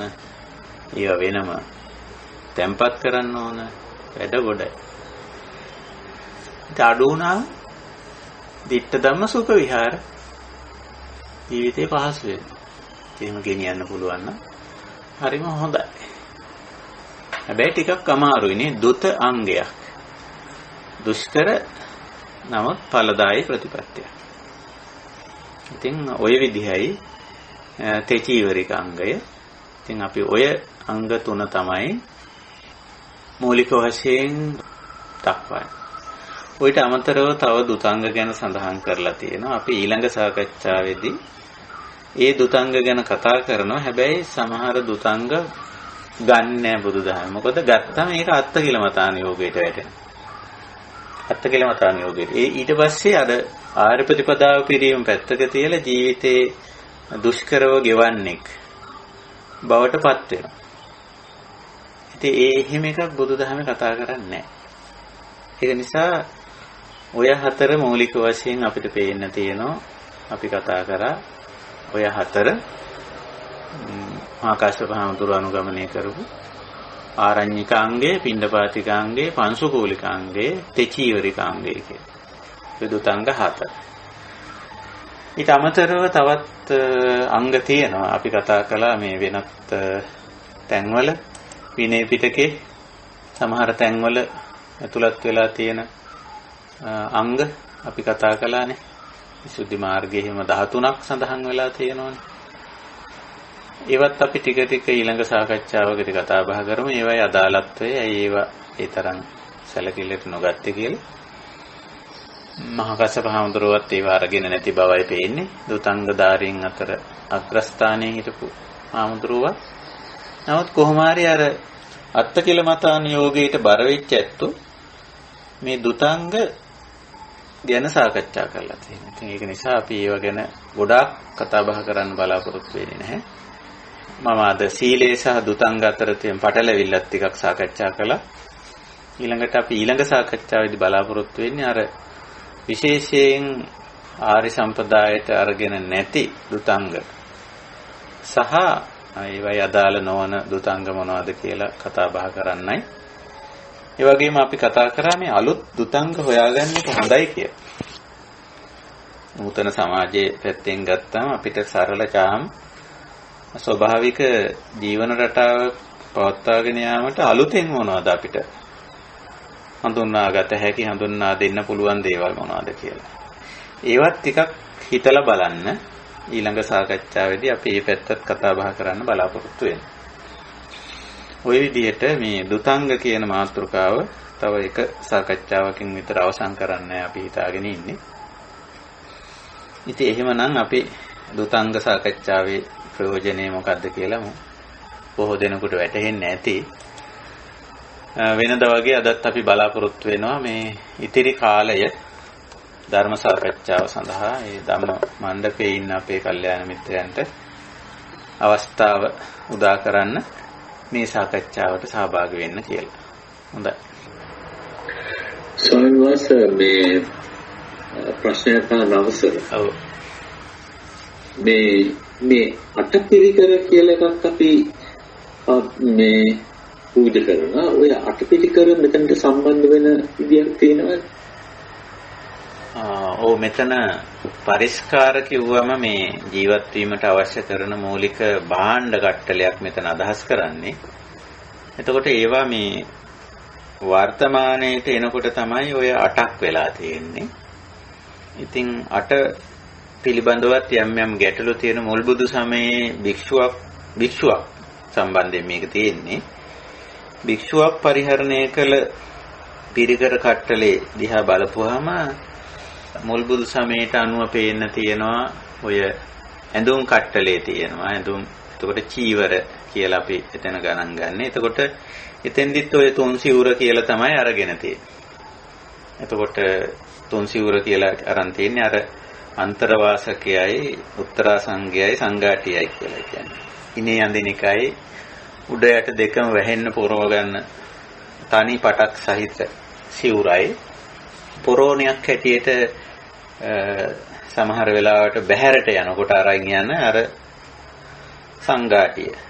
ඒකට සංඝල සිවුර කියලා සිංහලෙන් කියනවා. ඒක ඇත්තටම භාවිතයට ගන්න එකක් නෙමෙයි. අද නම් ඒක භාවිතයට ගන්නෙම නෑ අපි. ඒක දැන් අභාවිත මට්ටමේ තියෙන්නේ. ඔය තුනයි මූලික වශයෙන්. ඊට අමතරව ආහාර බඳුන. ඒකට අපි පත්ත කියන පාත්‍රය කියනවා. ඔය 4 මූලික වශයෙන් මුල් බුදු සමයේ තිබිලා තියෙනවා මේ පිරිකර කට්ටලයේ හැටියට. ඊට අමතරව සිවුර මසා ගැනීම මුලදී කරලා තියෙන්නේ මසන්නේ ළඟට ගිහිල්ලා. අපි දන්නවනේ මේ රෙදි මහන අය ඉන්නවනේ.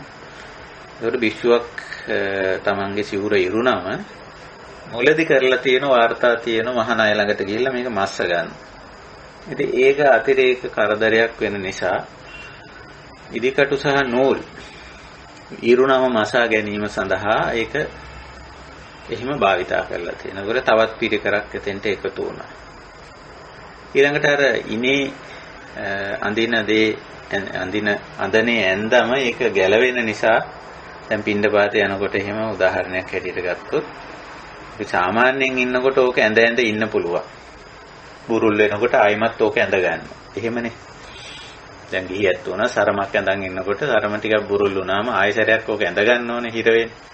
තෙද්ද චීත්තේ ඇඳගෙන ඉන්නකොට ඕක බුරුල් වුණාම ආයෙ ඇඳ ගන්න. නමුත් දැන් පින්ඩපාතේ යනකොට වගේ දෙයකදී අතේ පාත්‍රය තියෙනවා. දැන් ඉනේ ඇඳගෙන ඉන්න වස්ත්‍රය ගමන් කරනකොට සාමාන්‍යයෙන් බුරුල් වෙනවා. ඒක ආයෙ අඳින්න පුළුවන් කමක් නැහැ පින්ඩපාතේ. ඒක නිසා කාය බන්ධනය කියලා එකක්. ඉන පටිය. මොන තව පිරිකරක් ආවා. එතකොට මේවා එන්නේ මේ ෆෝමැට් එකක් ආකෘතියක් හදලා මේ පිරිකර කට්ටලයක් හැදුවා නෙවෙයි අවශ්‍යතාවය සලකලා. එතකොට 3යි 4යි 3 වෙන්නේ අර සිවුරු 3. ඊට පස්සේ මහ ගන්න ඕන වෙන නිසා ආවා තව එකක්. ඉදිකට්ටකුයි නූලකුයි. ඒක එක පිරිකරක් හැටියට සලකන්නේ. ඊට පස්සේ අර ගමනක් බිමනක් යද්දි මේ ඉනට ඇඳලා තියෙන එක කොච්චරවත් ඇඳ යන්න බැහැනේ. ඒක නිසා ඉනට ඇඳපු එකට උඩින් පටියක් බැඳ. ඒක ගුරුල් වෙන එක වළක්වා. එතකොට කාය බන්ධනයකුත් ආවා. එතකොට ඔතන 3යි 2යි 5ක් වුණානේ. පාත්‍රෙත් ගත්තම 6ක් වෙනවා එතකොට. පාත්‍රෙත් අවශ්‍ය වෙනෝනේ. දැන් ශ්‍රමණවරුන්ගෙන් ඇතැම් අය පාත්‍රයක් පාවිච්චි කරේ නැතුව ආහාර ගත්තා. ඉතින් ඔය භාජනයක් නැතුව ඒක නිකන් ගැලපෙන්නේ නැහැ. ආහාර බඳුනක් පාවිච්චි කිරීම. එතකොට ආහාර බඳුනත් එක්ක ගත්තම තවත් ඔන්න පිරිකරක්. එතකොට 6ක්නේ. ඊට පස්සේ ආවා හිස බානවා කියන කටයුත්ත කරා. හිස දික් කරගෙන හිසේ කෙස් දික් කරගෙන ඉඳීමක් ශ්‍රමණවරුන්ගේ නෑ. මොකද ඒක පලිබෝධයක් නිසා. ඉතින් කලින් කලේ ඒකත් අර කරන වෑමි ළඟට ගිහිල්ලා කරගත්ත බවක් තමයි මුලදී වාර්තා වෙන්නේ. කරන වෑමි කියන්නේ කෙස් කපන කෙනා. දැන් ඒක ලොකු ප්‍රශ්නයක්. දැන් ශ්‍රමණවරු කෙස් කපා ගන්න එනවා. එනකොට දැන් ඔන්න අපි හිතමු කරන වෑමි ළඟට ගිහි අය ඇවිල්ලා ඉන්නවා කියලා හිතලා. ඉතින් දැන් ඔන්න ඒ අයගේ වැඩ කරන්නේ නැතුව කරන වෑමි මේ පැවිදි ඇත්තන්ගේ වැඩම කරනවා. ඉතින් එතන අනවශ්‍ය සමාජ ගැටලුවක් ඇති වෙනවා. ඉතින් එතකොට මේ සමාජ ප්‍රශ්නේ වළක්වා ගන්න තමන්ම කෙස් කපා ගන්න. තමන්ම හිස බා ගන්න. ඒ කෙස් දික් වුණාම කොට කරලා තියාගන්නේ පහසුව සඳහා. නැතුව මේ හිස බාන්න ඕනේ කියලා එකක් නැහැ. දැන් නම් ඉතින් අපි කරන්නේ ඒක සම්පූර්ණම මේ හිස බා දානවා. එතකොට කෙස් මුලින්ම කපලා දාපුවා මේ ටික දවසක් යනකම් සතියක් දෙකක් යනකම් ඒක කරදරයක් නැහැ. හොදන්නත් පහසුයි, පිරිසිදු කරන්නත් පහසුයි. හිස බෑම සඳහා උපකරණයක් කරකැත්ත කියලා ඒකට කිව්වේ ඉස්සර. කරන වෑමියාගේ කැත්ත නිසා කරකැත්ත කියන්නේ. කරන වෑමියා පාවිච්චි කරේ ඒක නිසා. ඉතින් එහෙම එකක් පාවිච්චි කරා. ඉස්සර නම් දැලිපිය කියලාත් ඕකට කිව්වා. වර්තමානයේ ඉතින් රේසර් එක අපි පාවිච්චි කරා. රේසර් එක සමහරට ඉලෙක්ට්‍රොනික උපකරණක් තියෙනවා කෙස් කපන. ඒ වගේ එකක් පාවිච්චි කරන වෙලාවකුත් තියෙනවා. ඒක දැන් තව පිරිකරක් එකතු වුණා. නේ? මොන දැන් 7යි. ඊට පස්සේ පෙරහන් කඩක් කියලා එකක්. මේ වතුර ජලය පානය කරනකොට සාමාන්‍යයෙන් මඩ සහිත සතුන් සහිත ජලයක් ලැබුණොත් මොකද හේතුව මේ ආහාර පාන නැතුව සෑහෙන කාලයක් ඉන්න පුළුවන්. විශ්වයකට පුරුදු පුහුණු වුණාම දැන් අපිටත් සාමාන්‍ය 24 පැයක් ඉන්න පුළුවන්. කිසිම ගැටලුවක් නැතුව. ඒක අපි හුරු පුරුදු කරගෙන අත්හදා බලලා හොඳට පුළුවන්. එවැනි අවස්ථාවකටපත් වුණා. නමුත් ජලය නැතුව ඉච්චර කාලයක් ගත කරන්න අමාරුයි, ක්ලාන්ත වෙන ගතියක්. ඒක ජලය පානය කරන්න.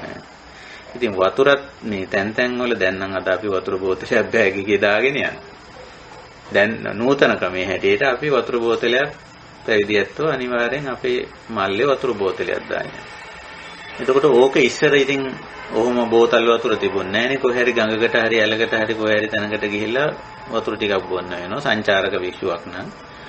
එතකොට මඩ නම් ප්‍රාණීන් සහිත නම් පෙරා ගන්න වෙනවා. දැන් වතුර බොන්නේ කොහොමද? එතන පෙරා ගන්න නැතුව. මඩ වතුර හරි සතුන් සහිත හරි වතුර බොන්න විදියක් නැහැනේ. වතුර ටිකක් බීම අවශ්‍යයි. ඒක නිසා ජංගම, ඒ කියන්නේ තනින් තන රැගෙන යන උපකරණ කට්ටලේ ගත්තම ඕකට එකතු වුණා පෙරහන් කඩවෝ. ෆිල්ටර් එකකුත් ඕකට එකතු වුණා. ජල පෙරහනයක් කුඩා එකක්. දැන් තියෙන විදිහේ සංකීර්ණ ජල පෙරණ නෙමෙයි. සරල රෙදි කඩකින් මහගත්ත ජල පෙරණයක්. කුත් එකතු වුණා. ඉතින් ওই ටික මූලික පිරිකර කට්ටලේ හැටියට කාලානුරූපයේ කාලයක් ගත වෙද්දී සකස් වෙලා තියෙනවා. අටපිරිකර කියලා. දැන් නම් ඉතින් ඔය සමහර දේවල් ඒතරම් වළංගුතාවයක් නැහැ. දැන් අපි පෙරහන් කඩක් පාවිච්චි කරන්නේ නැහැ අපි. ඒක අදාළ නැහැ දැන්. මොකද එකක් අපේ නාගරිකව ගත්තොත් අපිට පෙරන්න දෙයක් නැහැ. ජල පිරිපහදුවෙන් පෙරලා යවන ජලය තමයි අපි එහෙමම පානය කරන්නේ. සමහර වෙලාවට අපි ගෙදර වෙනත් විශේෂ ෆිල්ටර් එකක් පාවිච්චි කරනවා නම් ඒකෙන් ගන්න වතුර ටිකක් අපි මේ බෑග් එකේ දාගෙන යන වතුර බෝතලයක්. ගමනේ හැටියට ඉතින් කොච්චර දුර බැහැර ගමනක්ද කියලා මගදී අවශ්‍ය වුණොත් ඉතින් එහෙම වතුර බෝතලයක් දාන්න. ඒක නිසා දැන් අපි පෙරහන් කඩක් භාවිතා කරන්නේ නැහැ. මොකද අලුතෙන් ජල පෙරන ක්‍රමවේද සකස් වෙලා තියෙන නිසා. ඊළඟට ඉදිකට්ටක් නූලක් දැන් අපි බොහෝ වෙලාවට දාගෙන යන්නේ නැහැ. ඒවා ඉතින් මේ ඉරුණම ඒවා ආරාමයේදී සකස් කරගන්න නිසා. ඔය වගේ සමහර පිරිකර දැනට භාවිතේ නැහැ. අතිරේක ඒවා එකතු වෙලා තියෙනවා. දැන් සෙරෙප්පු දෙකක් කියන එක ඉස්සර අටපිරිකරේ තිබ්බේ නැහැනේ. අටපිරිකර වුණොත් ඒ අටට ඔය සෙරෙප්පු දෙක අයිති නැහැනේ. හැරමිටි අයිති නැහැනේ. වටාපතක් අයිති නැහැනේ. දැන් ওই වගේ ඒවත් සමහර වෙලාවට එකතු වෙලා තියෙනවා. වයසක අය වයසට ගියන් පස්සේ හැරමිටියක් ඕන වෙනවා. යා ගන්න බෑ. ඒ කියන්නේ දුර ගමන් කොහොමටත් යන්නේ නැහැ. නමුත් වැසිකිළියට යන්න උනත් මේ හැරමිටියක් ඕන වෙනවා. තව ආධාරකයක්. දැන් නම් ඉතින් හැරමිටි වෙනුවට තියෙනුනේ අර හතරස් කොටුවක් වගේ එකක් හදලා තියෙනවනේ. ඒක අල්ලගෙන තමයි යන්නේ. අමාරු වයසට ගියා. එතකොට ඒ වගේ පිරිකරක් ඕන වෙන වෙලාවල් තියෙන පරිස්කාරයක්. සෙරෙප්පු කෝට්ටම සමහර වෙලාවට බුද්ධ කාලයේම සෙරෙප්පු නිර්දේශ වුණා බුදුරජාණන් වහන්සේ. එක ලේයර් දෙක ඔය වගේ. සෙරෙප්පු අවශ්‍ය වෙන වෙලාවලුත් තියෙනවා. නාගරිකව විශේෂයෙන් සෙරෙප්පු අවශ්‍ය වෙනවා. ග්‍රාමීය ප්‍රදේශවල නම් සෙරෙප්පු භාවිතයක් අවශ්‍ය වෙන්නේ නැහැ. දූවිලි සහිත විස බීජ සහිතයි නාගරිකව නිතරම. එතකොට නගරය ඇවිදිනවා නම් අපිට සෙරෙප්පු දෙකක් ඕන වෙනවා. ඒ වගේ ඒවා අවශ්‍ය වුණා. පවන් සලා ගැනීමේ උපකරණ සමහර වෙලාවට එහෙම පාවිච්චි කරා. කුඩයක් සමහර වෙලාවට අවුවෙන් වැස්සෙන් ගමනක් ගියාම එහෙම පාවිච්චි කරා. ඔය වගේ ඉතින් ඔය අට කියන එක මේ සම්මතයක් නන් නෙමෙයි. ඒක නිකන් එක කාලෙක අටක් තිබුණාට දැන් ওই අටේ සමහර ඒවා හැලිලා ගිහිල්ලා ඒවා භාවිත වෙන්නේ. මොකද මේ පිරිකර කිව්වම මේ දැනට ඔය අට පිරිකර පූජා කිරීම එහෙම ඔක්කොම නිකන් මහ විකාරයක් වෙලා තියෙන්නේ. ඕන නැති ඒවා පූජා කරනවා. කිසි වැඩක් නැහැ නේද? අවශ්‍ය දේ දෙන්නෙත් නැහැ සමහර වෙලාවට. ඉතින් මේ පිරිකර පූජා කරනවායි කිව්වම කරන්න ඕන මොකද්ද නේ? අවශ්‍ය දේ නේ දෙන්න ඕන. දැන් අනවශ්‍ය දේ අපේ පන්සල් වල තියෙනවනේ. මන් දන්නේ මේ මගේ දැන් මං කතා කරනකොටත් මගේ කුටියේ තියෙනවා අට පිරිකර 10ක් විතර. ඒවා කිසි වැඩක් නැහැ. ඉතින් අර පූජා කරපුවාම එපා කියලා කියන්නත් බෑ. හිත නරක වෙන නිසා ඕකත් අරගෙන එනවා. ඉතින් මේ පිරිකර පූජාව කියන එක අද බෞද්ධ සමාජයේ හරිම අන්ධ මෝඩ විදියට කරන වැඩක්. පිරිකරක් කියන්නේ පුද්ගලයෙක්ගේ ජීවන පැවැත්මට අවශ්‍ය කරන යම් කිසි දෙයක් නේ. නේද? ඉතින් ඒක අහලා බලලා මොකද්ද? පාවිච්චි කරන දේ, උවමනා කරන දේ, අවශ්‍ය දේ දෙනවා මිසක අර ලයිස්තුව බලලා, පරණ ලයිස්තු බලලා ඉතින් පරණ ලයිස්තු වල ඒවා පූජා කරනවා. ඒක නිකන් අර වට්ටෝරු වෙදකම් වගේ එකක් නේද? දැන් වට්ටෝරුවේ තියෙන ඒවා ලෙඩාට දීලා වැඩක් නැහැ නේ. වට්ටෝරු දෙන්න පුළුවන් එක එක ඒවාට. නමුත් වෙද මහත්තයා ලෙඩාට බෙහෙත් දෙනකොට දෙන්නේ ලෙඩාගේ ලෙඩේ හැටියට අවශ්‍ය ඖෂධ තෝරලානේ දෙන්නේ. වට්ටෝරු වෙදකම වගේ එකක් දැන් මේ පිරිකර පූජාව. ඉතින් ඕක තමයි ඔය ගැන මට කියන්න තියෙන්නේ. අනිත් සාන්දාස මේ ඔය සූත්‍රවල කියවෙනවා ඔය බුදුරජාණන් වහන්සේ ගැන උනත් ඔය ගමනක් යනකොට මේ ඔය පත්ත චීවර මාදාය කියලා වචනයක් ඔව් තියෙනවා. ඒකෙන් මොකක්ද අර්ථය? පත්ත කියන්නේ පාත්‍රයට, චීවර කියන්නේ අර මූලික බහැරට අඳින සිවුරු කට්ටලේ. ඒ බහැරට අඳින සිවුරු කට්ටලියත් ඇඳගෙන පාත්‍රයත් අරගෙන. ඒ කියන්නේ Tamanට ආහාර ඕන වෙනෝනේ. දැන් අපි දවසක දෙකක දැන් බුදුරජාණන් වහන්සේ චාරිකාව යනකොට මාස ගණන් යනවනේ. එතකොට දැන් ආහාර වළඳන්නයි ආහාර ඉල්ල ගන්නයි. දැන් පාත්‍රය අපි පැවිද්ද පාවිච්චි කරේ වැඩ දෙකකට. එකක් තමයි ආහාර ඉල්ල ගන්න යනවනේ ගෙවල් ගාන යනකොට දැන් ඒ දෙන ආහාර ටික ගන්නෙ මොකටද? අතට ගන්න බෑනේ. කෙනෙක් ඇවිල්ලා ආහාර ටිකක් දෙනකොට ඒක භාජනයක් අල්ලන්න ඕනනේ අපි ඒක ගන්න. එතකොට අර ආහාර එක්රැස් කර ගැනීමේ උපකරණය හැටියට ඒකයි ඔක පොඩ්ඩක් ලොකුවට ඊළඟට අර බෝල් එක වගේ හැදිලා තියෙන්නේ නැත්නම් පිටට වැටෙනවනේ මේ. ඔගේ හැඩය ඔහොම ඇවිල්ලා තියෙන්නේ ඒකයි. එක්රැස් කරගත හැකි බඳුනක් විදියට ඔක සකස් වෙලා තියෙන්නේ. ඊළඟට මේ ආහාර ගන්නකොට ඒකේ දාලා අනාගෙන ආහාර ගන්නෙත් ඒකෙමයි. අර ඔය හුඟක් වෙලාවට අපි පියන ඕකේ අර වැස්මක් තියෙනෝනේ අපි කියන්නේ ඔකට පාත්‍රව පියන කියලා. ඉතින් අපි වළඳන්න පුරුදු කරලා තියෙන අපිට හුඟක් වෙලාවට අර උඩ කොටසේ. ඒකේ තමයි වළඳන්න පහසු. අරක එක්රැස් කරගන්න බඳුන. අර බෝල් හැඩයක. එතකොට බුදුරජාණන් වහන්සේ සාමාන්‍යයෙන් එළියට වඩිනකොට අර එළියට වඩින සිවුරු කට්ටලෙත් ඇඳගෙන පාත්‍රයත් අරගෙන තමයි යන්නේ. ඒකයි පත්ත චීවරං ආදාය. ආදාය කියන්නේ අරගෙන කියන එකයි.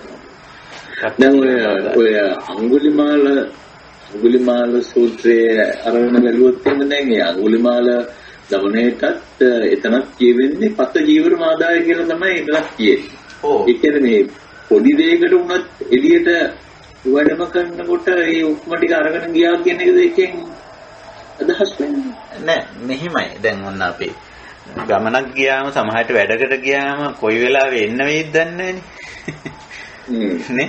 එතකොට දැන් බුදුරජාණන් වහන්සේ දන්නෝ දැන් සාමාන්‍යයෙන් බහැරට වඩිනකොට පස්වරුවේ නම් පත්ත චීවර මාදායේ අරන් යන්නේ නැහැ. හැබැයි පස්වරුවේ ගිහිල්ලා රාත්‍රියක් ගත කළා පහවදත් ගත කරලා එනවනම් පාත්‍රයත් අරන් යනවා.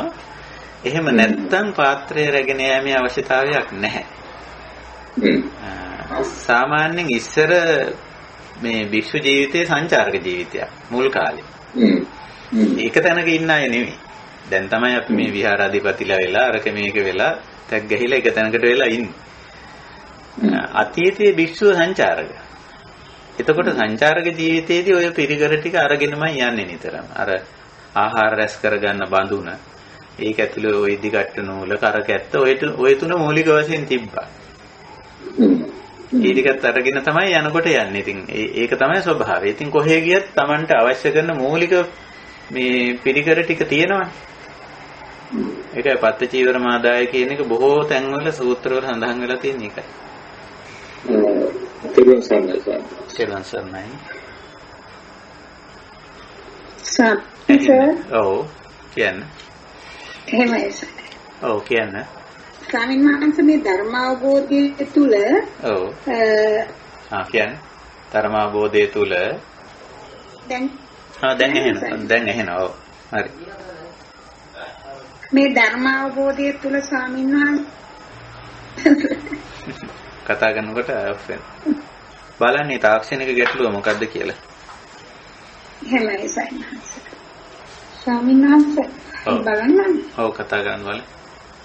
ස්වාමීන් වහන්සේ මේ ධර්මාවබෝධය තුල හේතුඵල ධමයක් ක්‍රියාත්මක වීමක් මිසක මේ දුතාංග පරිහරණය ආදී සම්මුතික සකස් කරගත්තා වූ ක්‍රියාවන් නිවනට කිසිම උපයෝගී වීමක් අවශ්‍ය අවසානයේ වෙන්නේ මේ දුතාංග තුල ජීවිතයේ ගෙවි යනවා අවබෝධයෙන් තොරව ඒ මුලාවක්ද මම හිතනවා ඉන්ද්‍රිය සංවර සීලය තුල මේ සියල්ලක්ම දුතාංගයන්ගෙන් තොරව සරල ජීවිතයක් දිව්‍ය ප්‍රේතයක් ගත කිරීමට අවබෝධය ලැබෙනවා නොවේද කියන එක. ඔව් දුතාංග අවබෝධයෙන් තොරව ඒකේ ඵලදායීතාවයකින් තොරව දුතාංග පරිහරණය කරොත් ඒක සීලබ්බත පරාමාස වලට වැටෙනවා. එහෙමයි.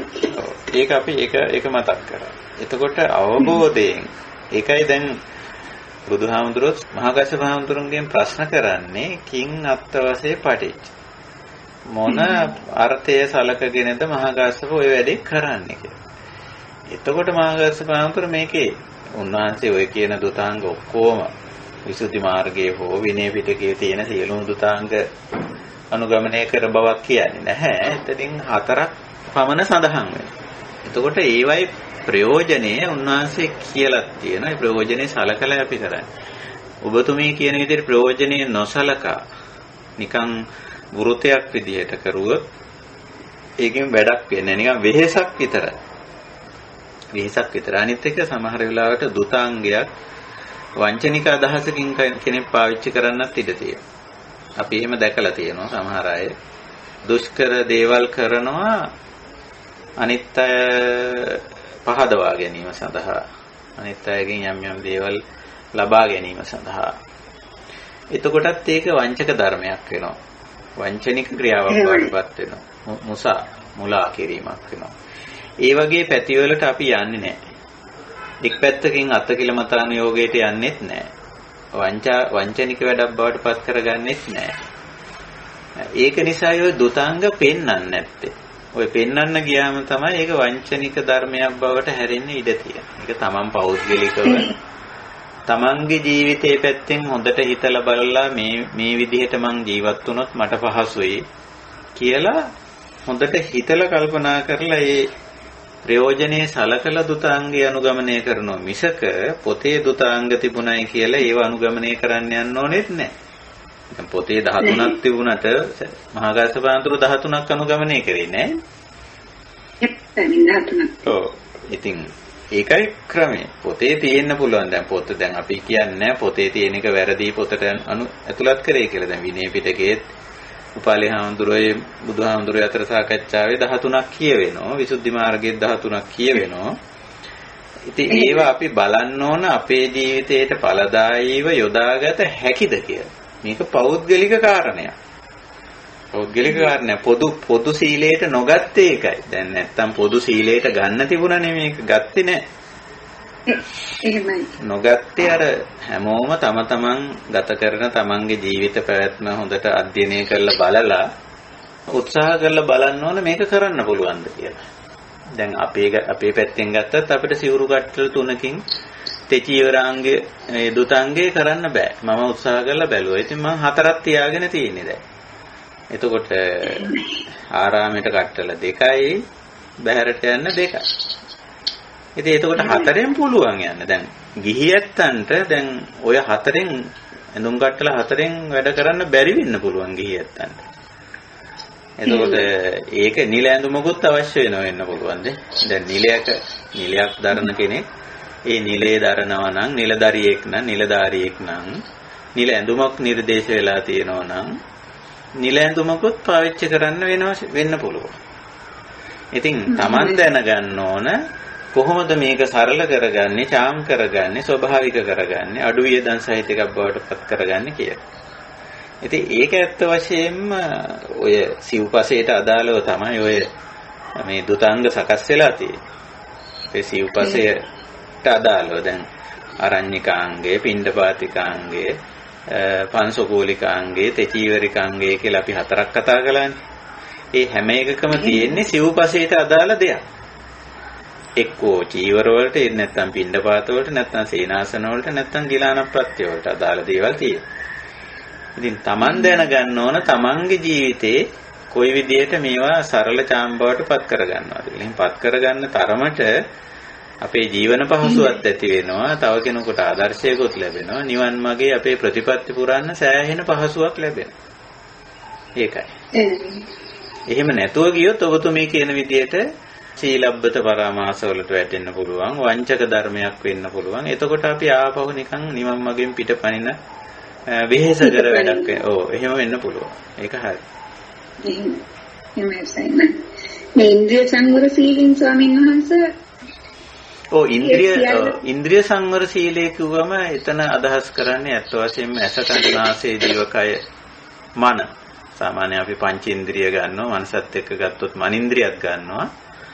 එතෙන්දි තියෙන්නේ අර ඒක යොදවන විදිය, ඇහින් බලන, කනින් අහන, නාසයෙන් දිවෙන් කයෙන් විඳින සහ මනස යොදවන ශේත්‍රය තමන් හරියට තෝරගන්න ඉන්ද්‍රිය සංවර සීලය. දැන් ප්‍රධාන වශයෙන් ඔය 6 යොදන්න පුළුවන් කාමයටත්, රූපයට, ශබ්දයට, ගන්ධයට, රසයට, ස්පර්ශයට යොමු කරලා ඔය ඉන්ද්‍රිය පහ සහ මනස කාමයේ භුක්ති විඳින්නත් පුළුවන් අපිට. අපි කාමයේ භුක්ති විඳින්නේ ඔය 6න් තමයි. ඔය ඉන්ද්‍රිය 6න්. හැබැයි අපි දන්නවා මේ පැත්තට මේ ඉන්ද්‍රිය 6 යැවුවොත්, යෙදුවොත්, යොමු කළොත් කෙලෙස් වැඩෙනවා මිසක කෙලෙස් අඩු වෙන්නේ නැහැ කියලා. එතකොට අපි කරන්නේ එතන යම් සංවරයක් ඇති කරගන්න. අපි රූප බලන්න උනාට අපි අපේ ආර්ය මාර්ගයට අදාළ වෙන විදිහේ රූප බැලීම. ඊට ඒ පැත්තට අදාළ වෙන ශබ්ද ඇහිීම. ඒ පැත්තට අදාළ වෙන ආකාරයට ගන්ධ රස පහස විඳීමේ සංවර භාවය. මනස යොමු කිරීමත් ආර්ය මාර්ගයට අදාළ වෙන විදිහට මනස යොමු කිරීම. ඒ වගේ පැත්තකට මේක හරවන්න පුළුවන්කම තියෙන. ඒක තමයි ඉන්ද්‍රිය සංවර භාවය කියලා කියන්නේ. එහෙමයි. අසංවර කියන්නේ අර කාමයේ පැත්තට යොමු කරන එක. දහම පැත්තට යොමු කරන එක තමයි සංවර කියන්නේ. නැතුව ඇහැ වහගෙන ඉන්නවා කන වහගෙන ඉන්නවා නෙමෙයි. සංවර කියන්නේ. සංවර කියන්නේ නොසුදුසු දෙයට නොයොදා සුදුසු දෙයට යෙදී. ඒක සරලව අපි ධර්මමය භාෂාවෙන් කිව්වොත් කාමයට, පාපයට, අකුසලයට ඉන්ද්‍රිය යොදන්නේ නැහැ. පසින්දුරන් සහ මනස. මේ පැත්තෙන් කුසලයේ වඩන්න පුණ්‍ය කටයුතු වලටත් අපි සාමාන්‍යයෙන් මුලදී යෙදෙනවා. පුණ්‍ය කටයුතු වල සහ කුසලයේ වැඩිවීමට විශේෂයෙන් පසින්දුරන් සහ මනසේදී. මේක තමයි ඉන්ද්‍රිය සංවරය කියලා කියන්නේ. එහෙමයි. ඉතින් ඒක තමයි අපි කරන්නේ ආර්ය මාර්ගයේ. එහෙමයි. ප්‍රහාදනේ ගුවන්සට ගොඩාක් කුසල් හොඳින් වේටකනා සයන්හස් තෙරුවන් සරණයි. තෙරුවන් සරණයි. හොඳයි වෙනත් අපිට සාකච්ඡා කළ යුතු දේ නොමැති නම් අපිට දහම් හමුව නිමා කරන්න පුළුවන්. අපි සුපුරුදු ආකාරයෙන් බලාපොරොත්තු වෙනවා හෙට නෙවෙයි අනිද්දා නැවතත් දහම් හමුවට එකතු වෙන්න. ඒ කියන්නේ 21 වෙනිදා ඉරිදා දවසක් මම හිතන්නේ. ඉතින් අපි එහෙම බලාපොරොත්තු වෙනවා සුපුරුදු ආකාරයට. 21 වෙනිදා ඉරිදා දිනේ අද 19 සෙපරාදා ඊළඟ සාකච්ඡාවේදී මේ මාතෘකාව අවසන් කරන්න බලාපොරොත්තු වෙන එකක් තමයි අර බුදුදහමේ අභාවිත දුතංගවල තියෙන අදාළ නොවන්නේ කෙසේද කියලා ඒවා පොඩ්ඩක් සාකච්ඡා කරන්න. ඊළඟට නූතන ජීවන වටපිටාව ඇතුලේ අපිට අලුත් දුතංග මොනවා හරි යෝජනා කරන්න පුළුවන් නම් මෙන්න මේ ප්‍රතිපදාව අපිට නිවන් මාර්ගට වඩාත් උපකාරී වෙනවා. අර පහසු ජීවිතයක් ගත කරන්න සුඛ විහාරී ජීවිතයක් ගත කරන්න උපකාරී වෙනවා. පස්චිම ජනතාවට ආදර්ශයක් වෙනවා කියලා අපිට අලුතෙන් හිතන්න පුළුවන් දුතංග මොනවා හරි දුෂ්කරයි නමුත් ඵලදායී ප්‍රතිපත්ති අපිට හඳුනා ගන්න පුළුවන්. ආර්ථික සමාජ දේශපාලන ඕනම ක්ෂේත්‍රයක මෙවැනි දුෂ්කර නමුත් ඵලදායී ප්‍රතිපත්ති අපිට හඳුන්වා දෙන්න පුළුවන්. සමාජීය ඕනම අංශයක දුතංග කිව්වම ඒ අර්ථයෙන් පුළුල් අර්ථයෙන් අපි තේරුම් ගන්න ඕන. ඕනම ක්ෂේත්‍රයකට දුතංගයක් හඳුන්වලා දෙන්න පුළුවන්.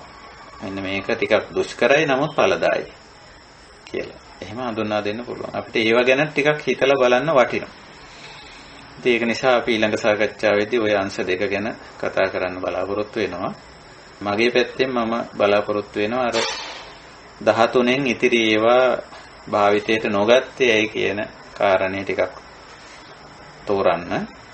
අනිත් අපි කල්යාණ මිත්‍රයෝ හැමදෙනාටම ආරාධනා කරනවා පුළුවන් නම් ආර්ථික සමාජ දේශපාලන සමාජීය අංශවලට අදාළව වර්තමානයේ අපිට හඳුන්වා දිය හැකි දුතංග මොනවද කියලා ටිකක් හිතලා බලන්න. බොහොම වටින දෙයක් වෙයි. සමාජයට අපි අලුතෙන් දායක කරන දේවල්. ඒ වෙන දේවලුත් ගැන හිතලා බලන්න කියලා මතක් කරනවා. ඉතින් හොඳයි. එහෙමනම් අපි අදට දහම් හමුව නිමා කරමු. එතකොට මේ සාකච්ඡාවෙන් විශේෂයෙන් අපි මේ කරගෙන එන සාකච්ඡාවේ මාතෘකාව අනිශ්චිත විහරණය, නොඇලී නොගැටී නොමුලාව ජීවත් වීම. මේ දුතංගවල ගැඹුරු අර්ථය ගත්තොත් තියෙන්නේ චීවර පිණ්ඩපාත සේනාසන ගිලානම් ප්‍රත්‍ය භාවිතා කරද්දී අර ඇලෙන ගැටෙන මුලා වෙන ගතිය. අද අපි කතා කරේ විශේෂයෙන් ඇඳුම ගැන. ඉතින් ওই ඇඳුම් වල තියෙනවා ඇලෙන ගැටෙන මුලා වෙන ගතිය. විශේෂයෙන් මුලා වෙන ගතියයි ඇලෙන ගතියයි හුඟක් වෙලාවට තියෙනවා. ඉතින් ඒකෙන් ඇඳුම අයින් කරගන්න පුළුවන්. ඇඳුමෙන් ඒක අයින් කරන්න පුළුවන්. එතකොටයි එතන ඇඳුම භාවිතා කිරීමේදී චීවරය භාවිතා කිරීමේදී අනිශ්චිත වෙන්නේ. අනිත් දේවලුත් මූලික අවශ්‍යතා සේනාසන ගිලාන ප්‍රතිපිණ්ඩපාත ගත්තොත් ඒවත් මූලික අවශ්‍යතා. ඊවටත් අදාළ වෙන විදිහට තමයි ඔය දුතංග 4ක් අපි සාකච්ඡා කරේ. ඉතින් උත්සාහ කරමු අනිශ්චිත විහරණයට මේවා කිට්ටු කරගන්න. එතකොට මේ අනිශ්චිත විහරණය කියන එක ඒ තුලින් තමයි ගොඩ නැගෙන්නේ. මේ ප්‍රායෝගික ක්‍රියාකාරකම් මගින් තමයි ගොඩ නැගෙන්නේ. හොඳයි ඒ සඳහා උත්සාහ කරමු. අපේ අනිශ්චිත විහරණය හේවත් මේ සියලු රාග දෝෂ මෝහ ඇලීම් ගැටීම් මුලා වලින් තොර දිවි පැවැත්ම ජීවන ප්‍රතිපදාව තමයි අපි මේ ගොඩනගන්නේ. ඒක තමයි නිවන නිබ්බාන පරම ශාන්ත නිර්වාණ ධර්මය.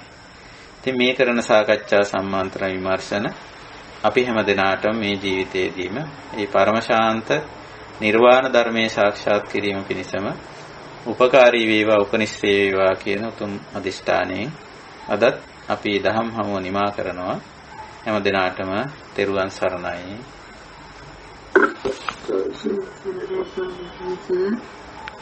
සීලවන්තං ගුණවන්තං උන්වන්ගේ දුක්ඛේන සුල්ලා මරං සාරිපුත්තාදිතේන ආතරං පිටිපස්සී ශ්‍රද්ධා සීල දයා වාසා බුද්ධ පුත්‍රං මහා සාදු සාදු සාදු තිරුවන් සරණයි සුවපත් වේවා. සාදු සාදු